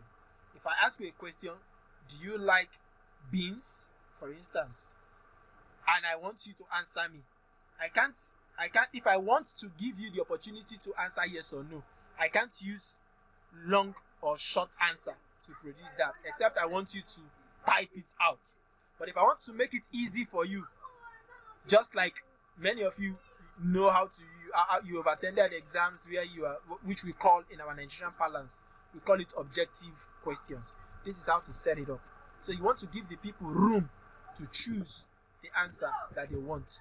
You click on multiple choice, and then it brings out this option. You can see the long text answer has changed to options. So which option do you want the person to choose? You can name what you want the person to choose. If you want the person to choose yes, or if you want yes to be an option, what you need to do is change this option 1. You can see once I click on it, it highlights it, and then I'll type yes as an option. As soon as I type yes, you see how smart the computer is. It automatically brings out a suggestion for me to choose no for the next option. So if I don't want to use this, I can go ahead and do what? I click on add. Either I click on add option, or I click on add other. But the best thing here is to click on add option, because if you click on add other, it will take you to something else which I'll be showing us very quickly. But if you want to use no as an alternative answer, instead of stressing yourself this much, just use this suggestion and click on no, and it brings out another option down there. You see the way the computer works, very smart. Okay, so the computer has given us second option no. So now I can now change this. This is how I will be filling most of the forms. Okay, let me not waste our time. Let me just take these two. Let me use this for the next slide. Okay. Before I move to the next, I want to quickly talk about this. If I want to make this a compulsory part of this form, in other words, I want to make it, some of us have filled a form online such that if you omit some particular things or you see some red asterisks on some part of the form showing that you must fill that place, okay? And if you don't fill it, if you click on submit, the form will take you back to tell you you have not filled this one. This is exactly how to do that. You click on toggle this on and click on required. Once you toggle it on, automatically when you will see how it works. Automatically when the person sees this form on their end and the person fails to put their name, they will not move to the second stage. Why? Because this particular stage is required. If you don't fill it, you will not move to the second stage. But if you want to make it optional, that is, the person can fill it and the person might decide not to fill it, you turn it off. If you want the person to progress without filling it or by filling it, turn it off. Okay? Please, I want you to confirm if you are still with me or I am talking to myself. Can somebody confirm, please? Yeah, we are still with you. I'm still with you. All right, thank you very much. We can proceed. So, I'm still with you. Thank you. So, another thing you want to do, two things you can do now, because a form is a collection of a lot of data. Okay, so you want to move into the next data. Maybe, for instance, I want to collect another data like something different. I want to ask a question this time because I have already shown us how to use two of this option. Yes or no option. I mean, short answer and paragraph basically uses things like name, location, address, those things that require the user to type their answers. You just use this short answer and paragraph as the alternative or as the option for them so that they can type in their answers. Okay, so if I want to create another data to collect, I can either copy this or duplicate it rather. If I click on duplicate, it will automatically open another one for me. You can see what did it do? It simply copied what is here and replicated it here. Okay, but if I don't want to do that, what do? I simply go here and do what? Delete this option. And once I click on delete, it takes it away. You can see that. If I want to quickly undo it, I come here and undo. It brings it back. You see that? I want to go back and delete it because I don't need it. Okay, I can simply delete. Where is the delete option? Anyway, let me just use this because I will be using it after all. So I want to use this now. All I just need to do is head over here and click on this to change whatever I want to change. Alright. If I want to delete it again, I can head over here. I wanted to show us another way to create this slide. So let me delete this. Now I want to create another fresh page which does not have a duplicate of name on it. What do? I head over to this place. This place that has addition sign. I click on plus. It opens a fresh one for me. You can see that without anything here, and it gives me the space to type what I want. Why is it opening options as a choice for me here? Because I have already used name. So it's assuming that I will not use name again. But if I want to use something that requires the user to still type in their answers, all I just need is to go back here and change this to short or paragraph. Okay? So, but for here, I can still ask them a question. Let me say, are you satisfied with your learning on this training so far? It's just an example. I want to ask you a question, and please give me your honest answer, whether you're certified or not. Just give me a yes or a no. So I can decide whether hello, whoever that person is, please mute your mic. Okay, turn off your mic. Thank you. I can decide, like I showed us already, I can decide what answer you should give me. If I want to name the thing anything at all, I can just come here and name it anything. But why stress myself? The computer has already, once the computer senses that you are asking a question, it will automatically give you options to save your time. So I can either use yes, no, maybe as an option. Of course, if I want to use yes, as soon as I type yes, it will automatically take off yes from here and give me the other two options. But I want to give you the creativity of choosing any of the two, yes, no, maybe. So I want to use everything. I'll just click add all, and as soon as I click add all, it will populate the three answers at once for you to decide. Are you satisfied? You can click yes. Mind you, we are using what? Multiple choice to collect these answers, not short or paragraph. This is very important. Now, if I want you to still have an alternative other than these answers I have given, because there are some forms you will fill and they will give you options to choose, and then they will tell you if your options or your answer is not among this option, click on other and give us reasons why, or give us the name of what your own answer is. You know, you must have seen something like that. So how do you create that? You click on what? Add other. You see that? As soon as you click on add other, it gives your user the room to type what answer they prefer. Okay? That is how to use this. But in my case, I don't think this is needed. I think either of these three can cover whatever your answer that you would supply to me would be. So I can quickly delete this. Mind you, this option is not to delete this entire page like we did with this. This option is to delete this entire page. But this options here is to delete each line that you don't want.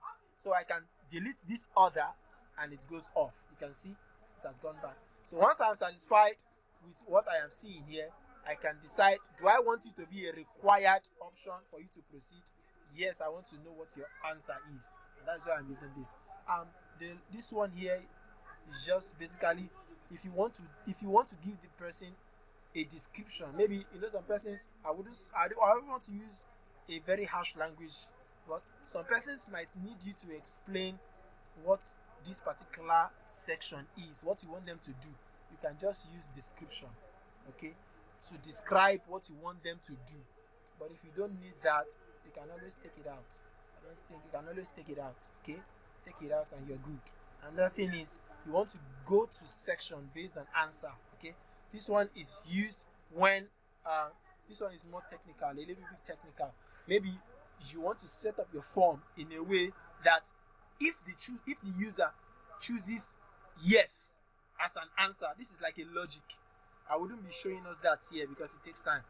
If the user chooses yes as an answer, this option here will simply give me the opportunity to tell this form the next place to push the user to continue answering this form. I don't know if you understand that. I'll take that again. This option here gives me the privilege to decide where next the user should continue the form from. For instance, if I can decide that if any of you supplies yes as an answer, then the form should be continued on the third space instead of the second space. If I want to set that up, this is where I can set it up. It says go to this section based on the answer this user has supplied here. So that is what it does. So if I also want this form to be shuffled anyhow, I want these options rather to be shuffled anyhow, where maybe can come first or no can come second, I can always do that. And when I do that, it will just shuffle the options that the person sees. That means the person will not see it in this order. Okay? The person might see no first, might see maybe, or might see yes as last. But I don't want that. I will maintain the order. Okay? So the next thing I want to do is to ask further question. I click on next. But to save time, I can just come here. Like, okay, I would need that anyway. I can say supply your email, for instance, or let me say your picture. Yeah, you can supply any picture. I can say image. Let me use image here. Image. I'll use image as a heading. Now, when I say image, it means I want you to upload a picture, obviously. You cannot tell somebody to type in an image. It doesn't make sense. You cannot tell somebody to choose an image, except you want to supply an image to be chosen from. Okay? But if you intend your user to supply an image, this is where you do that. And for every image, mind you, I told you already while I was going through the general Google application, for everything the person sends, or for everything somebody sends into this form, it is saving on your Google Drive. And it means your space on your Google Drive will be reducing gradually. So you want to be sure of what information you're collecting via your Google Drive, especially if, like me, you use this a lot for business. All right. So for image, what do you want to do? You come over here, you see the options. Mind you, check boxes. Okay, check boxes serve the same purpose as this multiple choice. The only difference is, instead of having the person clicking on these options, the person will have to be ticking the options. So that's the difference. If you want the person to tick yes, instead of clicking yes, you have to use, instead of multiple choice, use check boxes. So they both serve the same thing. Okay. Drop down. I'm trying to run through this before I come to image. Drop down is when you try to give the person more than one option to choose from. For instance, look here. Look at this place. You see this place where I have to click on before I can choose what answer the person can supply to me. That is what drop down. What this thing actually does is, as soon as I click on it, it gives me a drop down of option. You can see that. See the drop down. What just happened is a drop down. And the reason why it is like this is because this is what was used to configure this. So if I want to use this option on this, if I want to use this option to collect information here, I can use drop down as a mode of collection. Okay, but what are the things I want the person to see? Just like I'm seeing here, I can see short answers, I can see paragraphs, I can see multiple choice, So in this case, you'll be the one to design all these things. So you have to be very careful. So if I want the person to see,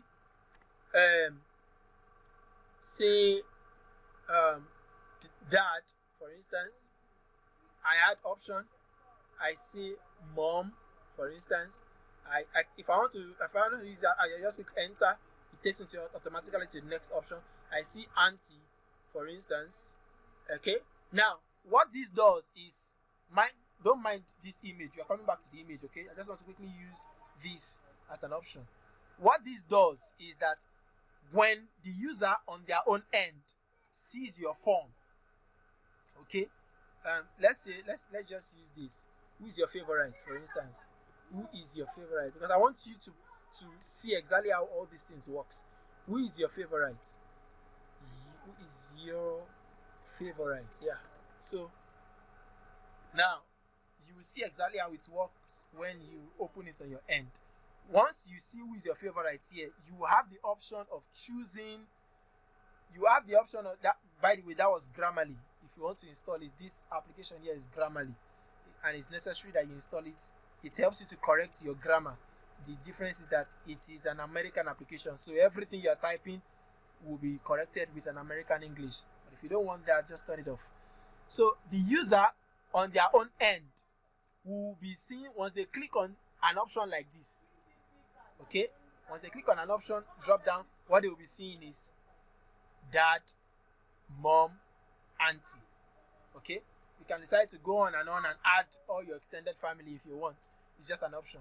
All right. So who is your favorite? Of course, a question. So you want to end it with a question mark. We move to the next. Supply email. Let's go back to image.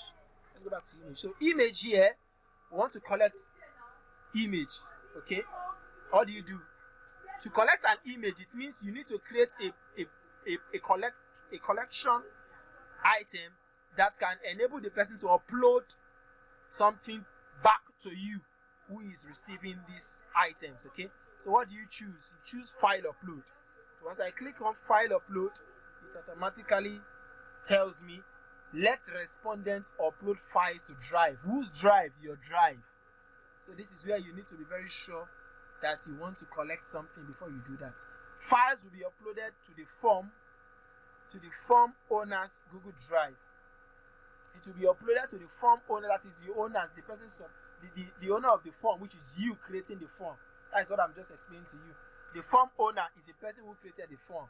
So files will be uploaded to your form, your Google Drive rather. That is what Google is telling you here. Respondent will be required to sign in to Google when file upload questions are added to a form. Alright? Make sure to only share this form with people you trust. So this is just like an information that Google wants to bring to your notice. However, if you're okay with it, click on continue. If you are not, you cancel. Alright? So for this case, I click on continue, and then it brings out the option for me. You see that? You see that? It has given me the option for this file. I can now decide allow only specific file types. In other words, if I want each file, as far as it is an e-file, as far as it is a digital file, it has a particular tag to it. That's just a way to explain this now. Your image files, for instance, your image file can either be of JPEG, you must have seen JPEG, or JPG, or PNG. If you have tried renaming your image before, you must have seen this thing. Your name might be filter, for instance. You want to name an image filter, and then when you click on rename, you'll be seeing something like filter.jpg. This is where you do that. You decide, do you want the person, once you toggle it on, you can tick what you want the person to supply. But in this case, we want the person to supply an image. So if you don't want the person to go and be answering this question by supplying a document, you have to stop that. You have to close that gap by doing what? Selecting for the person what you want the person to submit to you. And how do you do that? You simply come down here and click on image, so that the person sees that the only file that they are expected to upload is an image.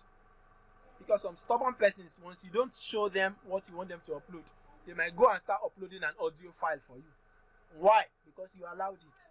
So you want to be certain that you have control of your file, of your form rather. If you want the person to, if what you want to collect here, mind you, this is not just for image.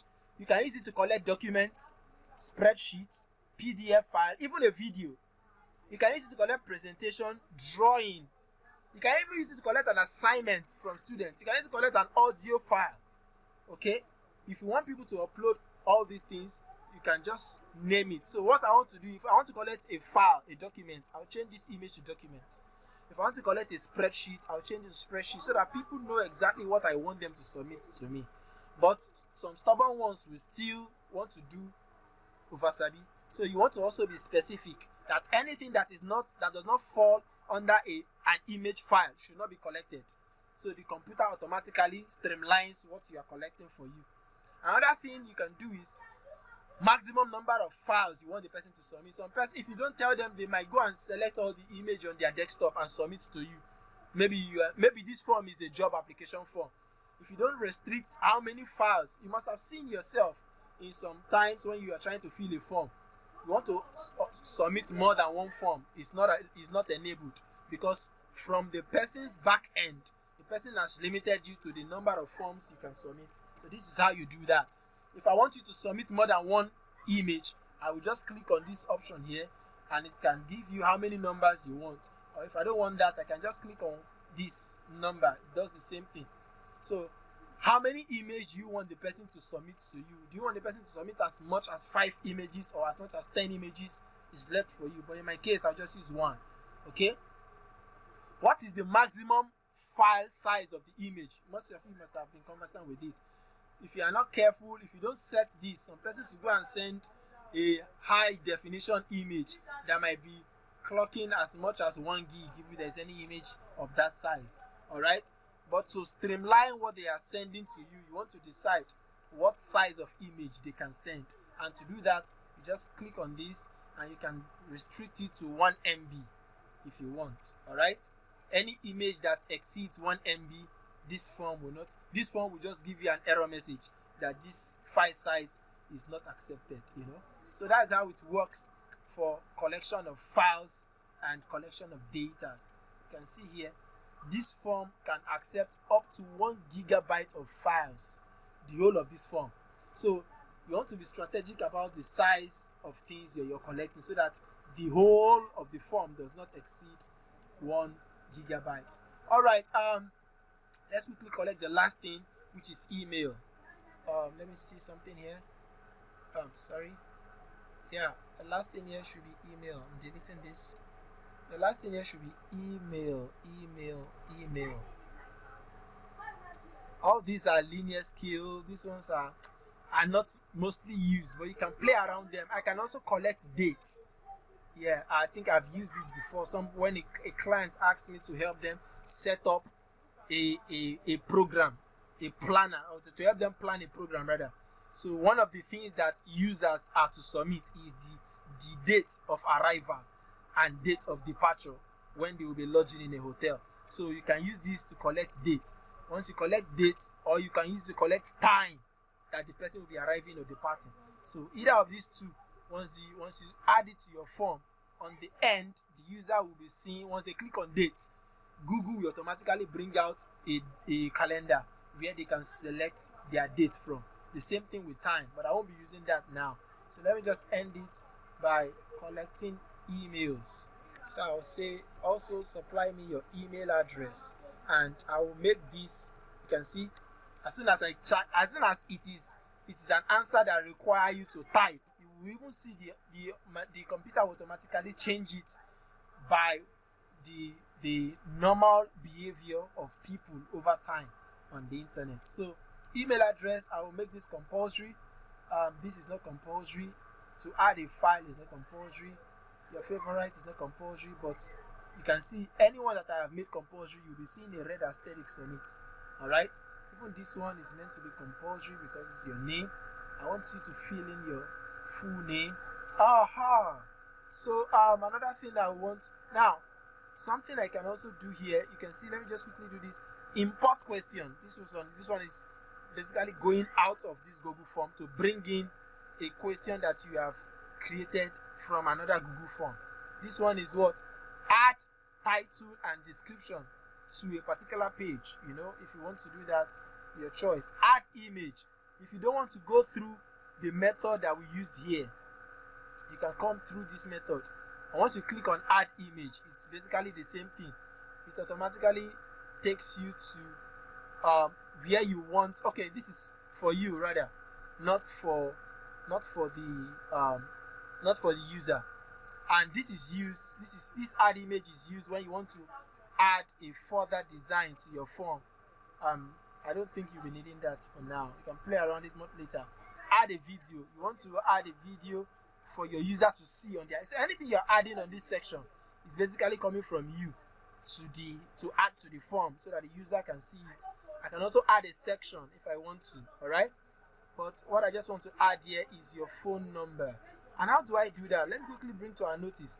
Maybe I have been adding, and maybe the client has asked me to arrange this form according to a particular order, and perhaps I missed a particular thing, and I want to bring in that thing to the exact position that the client has demanded it to be. What do? I just simply come here, I click on the preceding position where that thing should have been. If the thing was to come immediately after this particular form, this form item, if the thing was to come after name, for instance, I want to collect your phone number after your name. What do? I click on name.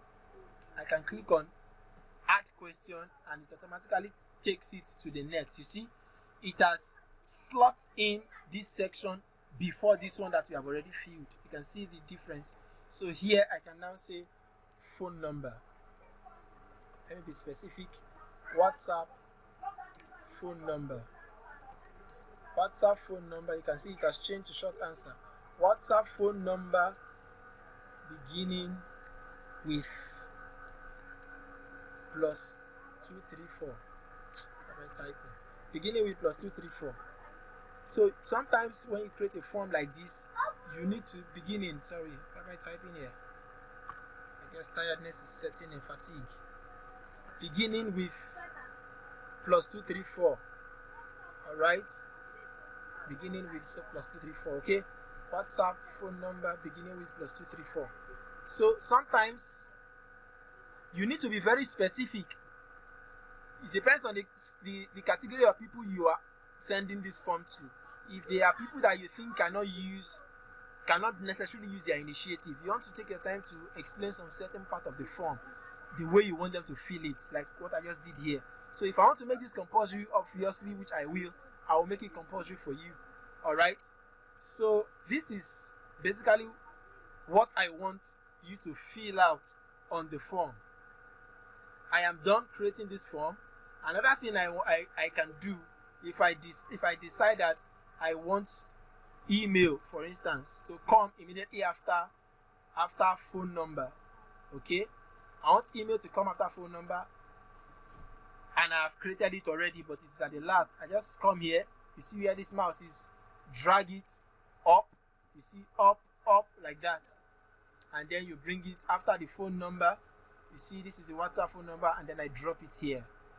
And then it is there. I click my mouse on the surrounding, and I am good. So email has been taken away from the bottom down up here immediately after your WhatsApp phone number. So guys, this has been quite exhaustive. What I just want us to do so that we can wrap up this class is I want 1 or 2 persons. Okay, what I'll just do is I'll mention your name, or if you feel you want to do it, let me leave it open. There's no need mentioning names, but I will give you just 3 minutes so that I can show you how you will collect the data when you must have pushed it out to the public. Because what you do to push this data out, or to push this form out, what you do is to send the link out. And once you send the link out, people click on the link, they begin to fill the form. So what I will do right now is I will copy this link. And how do you get the link? You click on send. Can you see send here? You click on send. Before I do that, let me just touch this one because I won't be coming back to it again. You want to change the theme. You can see the color. The color here is purple. You want to change the theme, click on themes. It gives you options. You can see, because I selected purple color, that is why the theme here is purple. Alright, it says theme color. Theme color is purple. Background color, this is the background color. This is the theme color. See this header here, you can see the color here corresponds to the color here. Okay, if I change it, you will see that it changes. You see, it has changed. Alright, even the background color has changed. But I can decide that I want this header to have a different color, and I want the background to have a different color. So let me use purple for the header and say a different color for the background. You see, it's not even applicable here, but it was supposed to, sorry, permit me. I think it goes hand in hand. It can change. Sorry, it can change. All right. This is where you upload an image. If you want an image to come to the top of your screen, so that when somebody, okay, let me. I don't think I have, but let me just show us. So that I want to exhaust everything on this form, so that I'm sure that you are not asking me any question at all as far as forms is concerned. So you have templates already that Google has provided us with. Okay, you can select from this template, but if you feel you want to use your own picture, just change it from these themes, change it to upload, and from here you can decide to upload pictures from your own computer or your phone.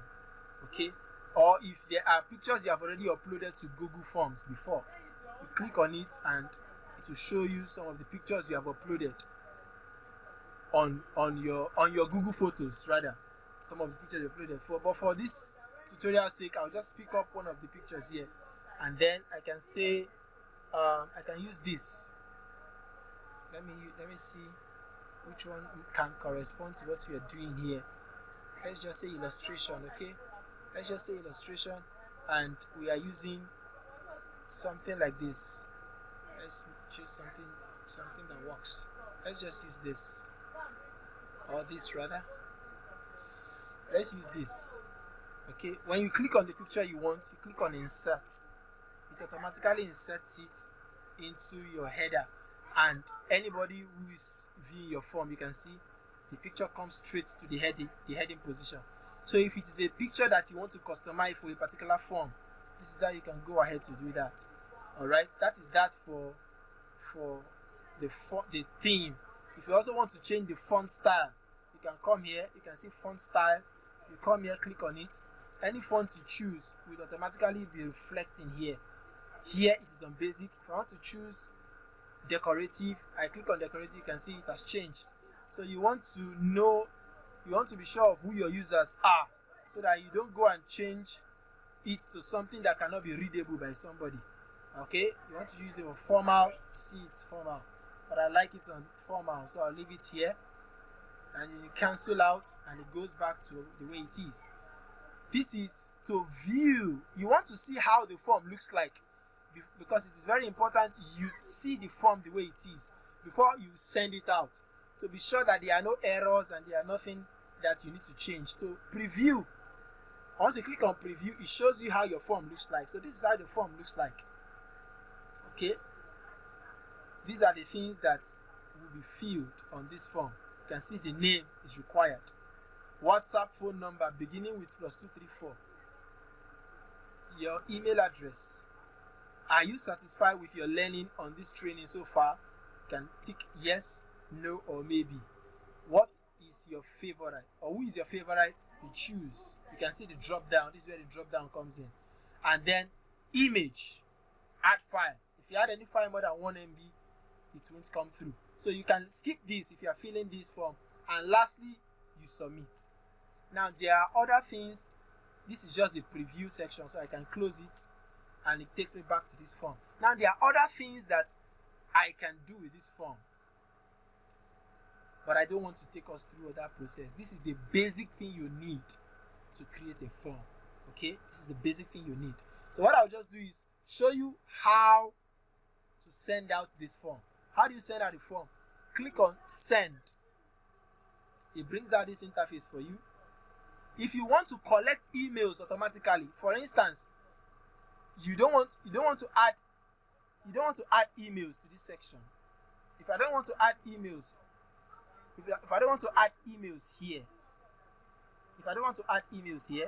but I still want to collect people's emails, okay, this is another way around it. I can skip this part so that when I come to send, I will just tick collect emails. Once I tick on collect emails, I don't need this email here. It will automatically collect the email. Once the person is signed into Google, it will collect the person's email. Even if the person is signed into Yahoo, it will collect the person's email automatically, so that you can see the email that the person is using. Okay, now if you want this form to be sent to somebody, you can just type the person's email address here if you know the person's email. Okay, and then you type the subject you want the person to see. Okay, or you can write a short description if you want, and you can write a message rather here. You can see there is an automatic message already created for you. I have invited you to fill out a form. All right, and then you can decide to include form in email if you want the person, if you want to include the form to this person's email. Another thing is to add collaborator. If you want to share this form to somebody else, so that anybody that fills the form, for instance, we all work in the same company, and I want to send this form to maybe Facebook platform, and I want this in such a way that anybody that fills the form, I can see the answer the person has supplied, and you too who are members of this organization can also see the answer. So it's like sharing partnership or sharing viewership to this form. What I'll just do is I'll click on add collaborators. Once I click on add collaborators, it brings up a page for me to add the name of the people in my organization that I want to give access to see this form. Okay, I can add any of your numbers here or any of your email address, for instance. Once I add your email address, it automatically means that anybody that is filling this form, you too will be seeing the answers that the person is sending via the form. Okay, but right now, and when you must have added the person, you will be required to give the person an access. For instance, let me add this person. Okay, now I can give this person an access to change what is written on this form. That is editor. But if I just want this person to only be able to see what the user has filled, this is like the highest access you can give to anybody, editor. But if I just want the person to be able to just view the form without tampering with it, I can go to settings and I edit the settings. You can see editors can change permission and share the form, but viewers and commenters can only see the options to download, print, and copy, but they cannot tamper with the form. So if I don't want to give this person the right to do anything on the form, but they can see the form, the answers the person has produced, they can download, they can print, probably when I'm on leave, and I want to give them access to be able to view the form, but I don't want to give them access to fill out anything on the form or to edit anything I have filled on that form for people. I'll just toggle this off. Okay, viewership is always toggled on because that is like a basic access. If you must share this form with a collaborator, the person must be at least a viewer or a commenter. Okay, so I can just, once I do this, I go back and you see this will automatically change on its own. It means the person would, don't bother about this, it means the person would have access just to view this option. This was supposed to change to commenter, but even as it is, as long as I send it, the person will not be able to edit because I've already tampered with the settings here on the major plane. So I can write a message to this person. I want you to share in viewing this form, something like that. Whatever message it is you want to write, you can do that. So that is that for that. But I'm not sharing this form with anybody. I'll just cancel it so that only myself can have access to this form. So let me go over this again. I come to send. I come to, you see this place, send via. You can either send this form if you know somebody's email address that you want to send the form to. For instance, I want you to fill this form and I know your email address. There is no point sending the link to you. I'll just type in your email address here and I'll click on send. Automatically, you will receive the form in your email address asking you to fill this form out. But if I don't have your email address, I can have the alternative of sharing the link. You can see the place I've ticked or I have selected. This is where you can get the link to this form. How do I get this link? Simply come here and click on copy. But most times I don't like using this long link because it makes it look cumbersome, especially when you want to use it to run an advert. Okay, you can shorten the link. How do you do that? Just come down here and click on shorten URL. Click it and the link shortens up. You see that? It has shortened the link. If I untick it again, the link goes back to the long form. So I tick it, it is shortened, and I click on copy.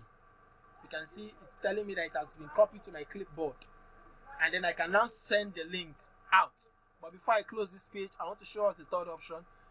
If you want to attach this link to a website, maybe you are a web developer in this class and you create a form like this and you want to attach the link to your website, you come to this third option here. Okay, this third option here, and it says here that this form cannot be embedded because it makes use of file upload questions. Alright, and that's because you are using this option here, file upload. So to attach this to your form, you need to take out this option. So these are ways you can play around this form to get the best out of it. I can even go ahead to share this form on my Facebook page or my Facebook group or my Facebook personal profile. I can also share it on Twitter page. Okay, whatever I please, whatever pleases me rather, I can do that.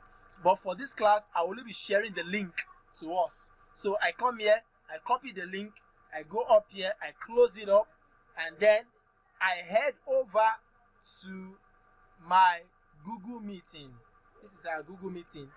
And then I come over to this chat box. Don't worry, when we treat Google Meet, you understand how all these things work. I come over to this chat box and I paste it here. Some persons have already even sent some chats here. Some persons have sent some chats here, but I will look at that much later. So I want you all to go to your chat room, right? Don't go out of this room. Just check your chat box. I will send in the link to you now.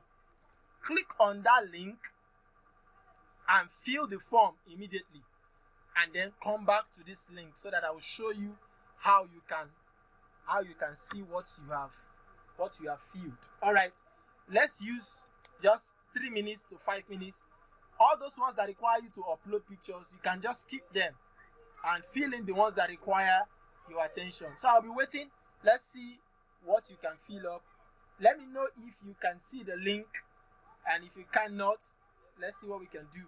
If you can see the link, please start filling the form and let me know. Somebody verify that you can see my link. Can anybody see the link?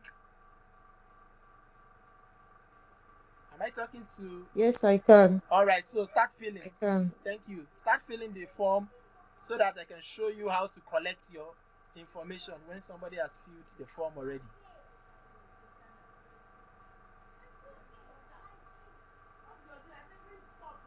Some persons are complaining that they can't hear me, but some others can hear me. So if you cannot hear me, then simply sign out and sign in again. It must be the network at your end.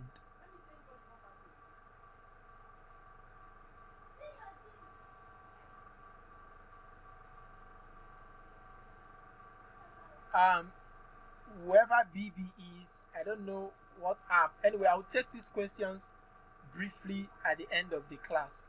But for now, just fill this form. Fill the form and let's see. Some persons have left us, but they can always watch the replay. So fill the form so that I can show you how you can collect your information. Once you fill the form, click on submit button, and then I'll show you. Okay, if you are with us, look here. 2 people have filled this form. That is why on these responses, I can see two numbers here. Can you see that? 2 numbers on this form. So if I want to see what the person has filled, I'll just click on responses. Are you with me? Everybody come back to class. Everybody come back to class so that I can show you this once and for all. Everybody come back to class. If you can hear me, come back to class. I hope nobody left, because we'll continue this now. Everybody come back to class. Some persons left. I don't know if they went to fill the form or they just left before the meeting ended. So five responses. You can see it has changed from 2 to 5. So it shows that more people are filling the form. So even if you go offline and you return back to your laptop, once you open your Google form, you will see the people that have filled the form. All right, you see the people that have filled the form.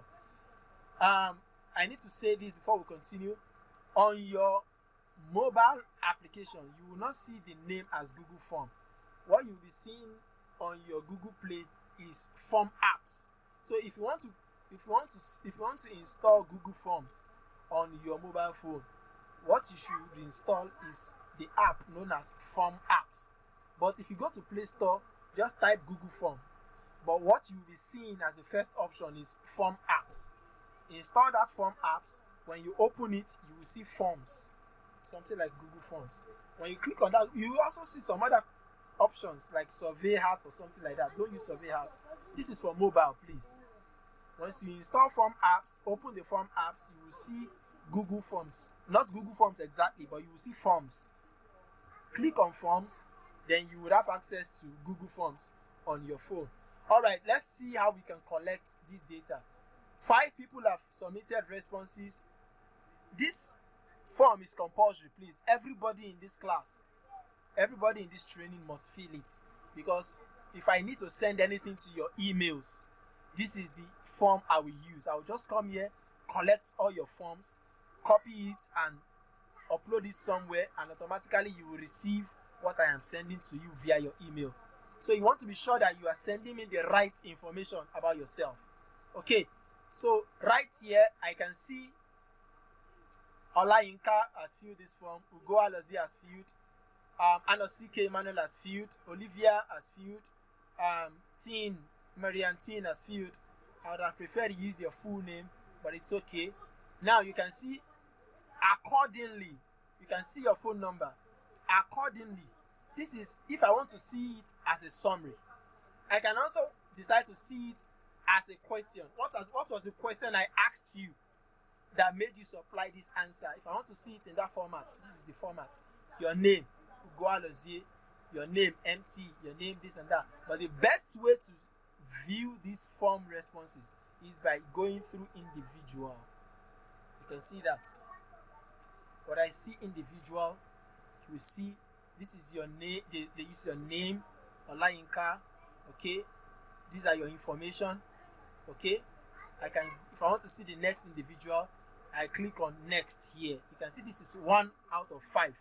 I click on next. It brings out the next person's name and the information the person filled out. You can see that. If I click on next again, it gives me the next person's name and the information the person filled out. The person even uploaded a file. Okay, but for privacy's sake, I will not open this file. Alright, so this is how to collect information. But we can even take it a step further. I can decide to even print out any information here. I click on this print and it gives me the option to print whichever one I want to print. Remember, I think I'm on number 3 out of 5. Okay, that is why I can decide to print all of them. You can see this is all for this person only. All right, so you want to be sure that you are on the page that you want to print before you can decide to print. All right, so this one is just an added knowledge. But what I wanted to show us is that you can further, for those of us who are very good with Google Sheets, if I want to see everybody at once, because the way it is here, you can see the way it is here is not so good. It's just joining everything together. It doesn't look too nice. Even this one here doesn't look too fine to me. But I can now transport everything to a Google Sheet where I will now see the names accordingly. How do I do that? Look up here. Mind you, if I turn this off, for instance, you know I shared the link to you and I asked you to start submitting your answers. Now, if it were to be for a survey, okay, and my target was to collect 100 responses. Once I have collected the 100th response, it is wise that I turn this thing off. If not, if you don't turn it off, even when you die and your unborn generation sees that link online, they will want to fill that form. And as long as you have not turned it off, you will keep collecting response even in your grave. I'm sorry to use that balance, but I just want to help you understand how this thing works. Okay, so if it is something you don't want to collect again, if you don't want any responses anymore, turn it off, and no matter where the link has been shared, people will no longer have access to fill the form again. All right, but for the sake of this class, I think we are about 12 and I'm seeing just 5. So I will still go ahead to share this on the group. Or to do that, I would ask one of you to please copy this link, because I don't want to go out of this presentation. Please copy the link and share it to the group later. But then, the last thing I want to show us here is how do you transport these, or export rather, that's the right word. How do you export these answers you have collected to a Google Sheet so that you can see it in a more organized form? 2 options. You either use this option, you can see here, create spreadsheet out of these answers that people have supplied. Or you can use, sorry, not this option. You can use an option here. Yeah. You can use an option here. Where is it? It's not here either. Oh, wow. Is it here? Sorry, what's here? There are two places. I can't figure that out now. But let's just stick to this. This is the easiest way. You can use this option to create a spreadsheet. When I click on it, it automatically asks this question, create a new spreadsheet, select an existing. Of course, obviously, I want a new spreadsheet specifically for this. I'm not supposed to create this, but for the sake of this class, let me create it so that you see what it looks like. Because if I create it, it automatically occupies space on my Google Drive, but I will eventually use it later. So let's just create it. Now, this is what it looks like. When you can see, this is a more compressed or more comprehensive format. You can see this is the timestamp. This is the good thing about Google Sheets. Okay, it's like I'm even using a class to teach two app, but I will still come back to Google Sheet anyway. So this is the timestamp. Timestamp is when each of you filled this form or when each of you submitted the form. Okay, and what was the question asked that you supplied this answer? It was the name. WhatsApp number. You can see that this thing here is not complete. So if I want to see the complete question, I click on it. If I click on it, double click on it, it gives me the full question that was asked that supplied this answer. So I'm done with that. I can just go back and it returns. So everything here is the email address. Are you satisfied with what you're getting so far? Yes. Who is your favorite?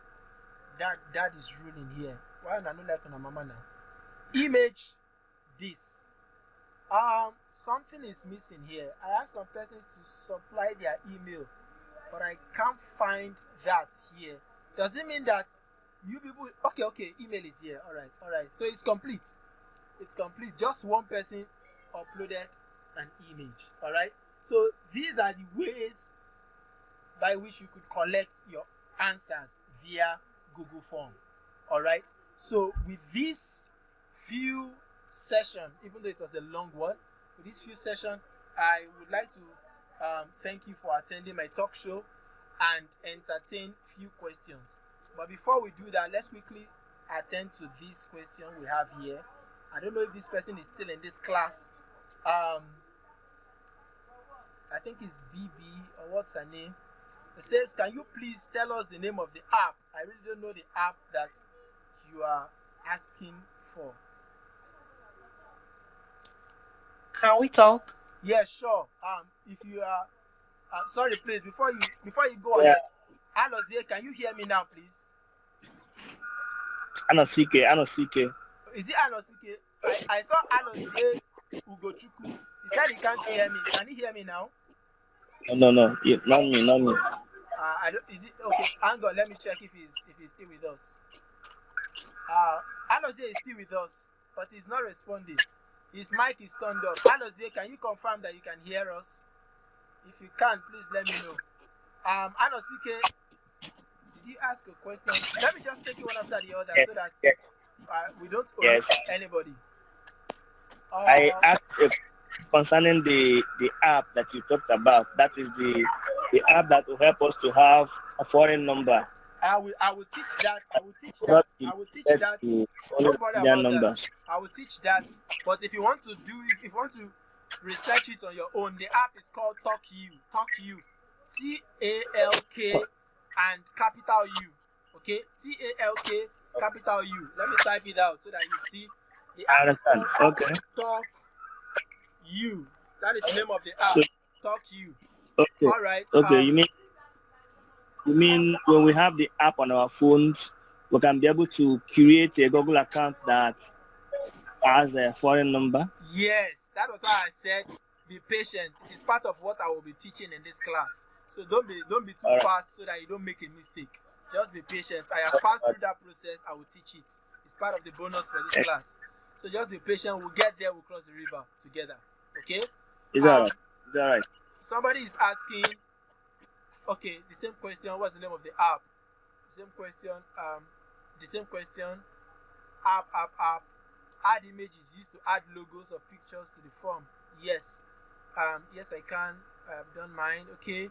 All right. So I've answered basically all the questions here. Are there any other questions that I have left unanswered so that I can answer them Yes. before we conclude this tutorial session? We have spent almost 2 hours Yes.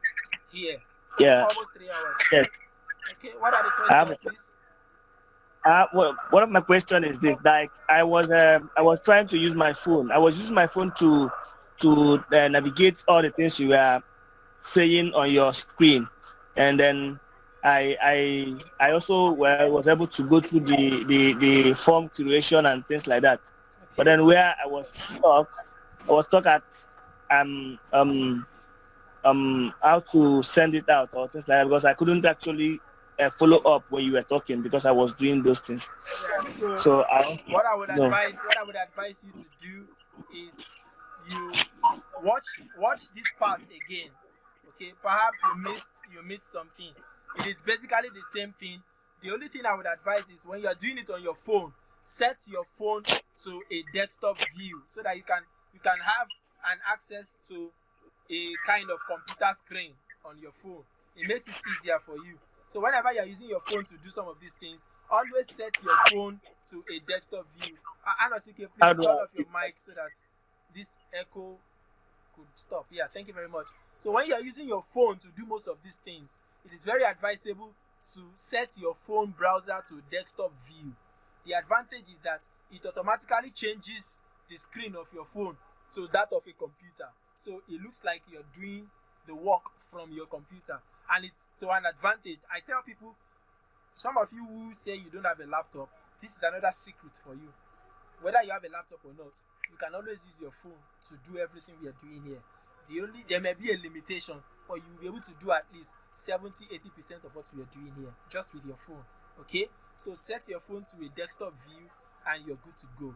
All right, so if I have answered that question, is there any other question that has been left unanswered so that we can end this session?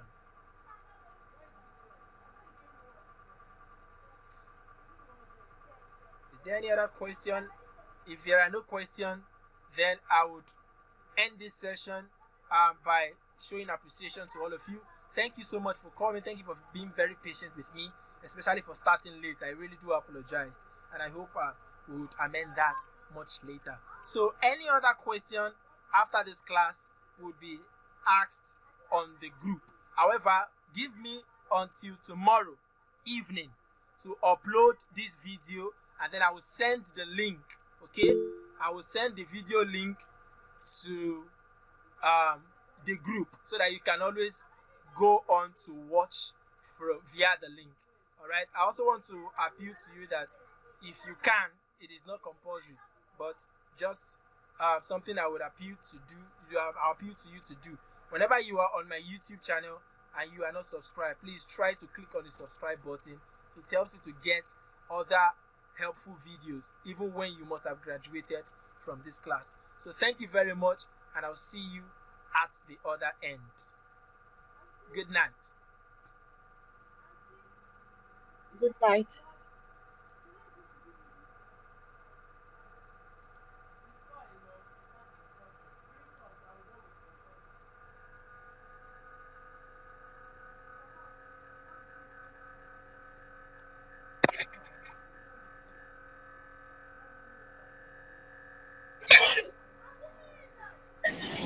Okay. Good night.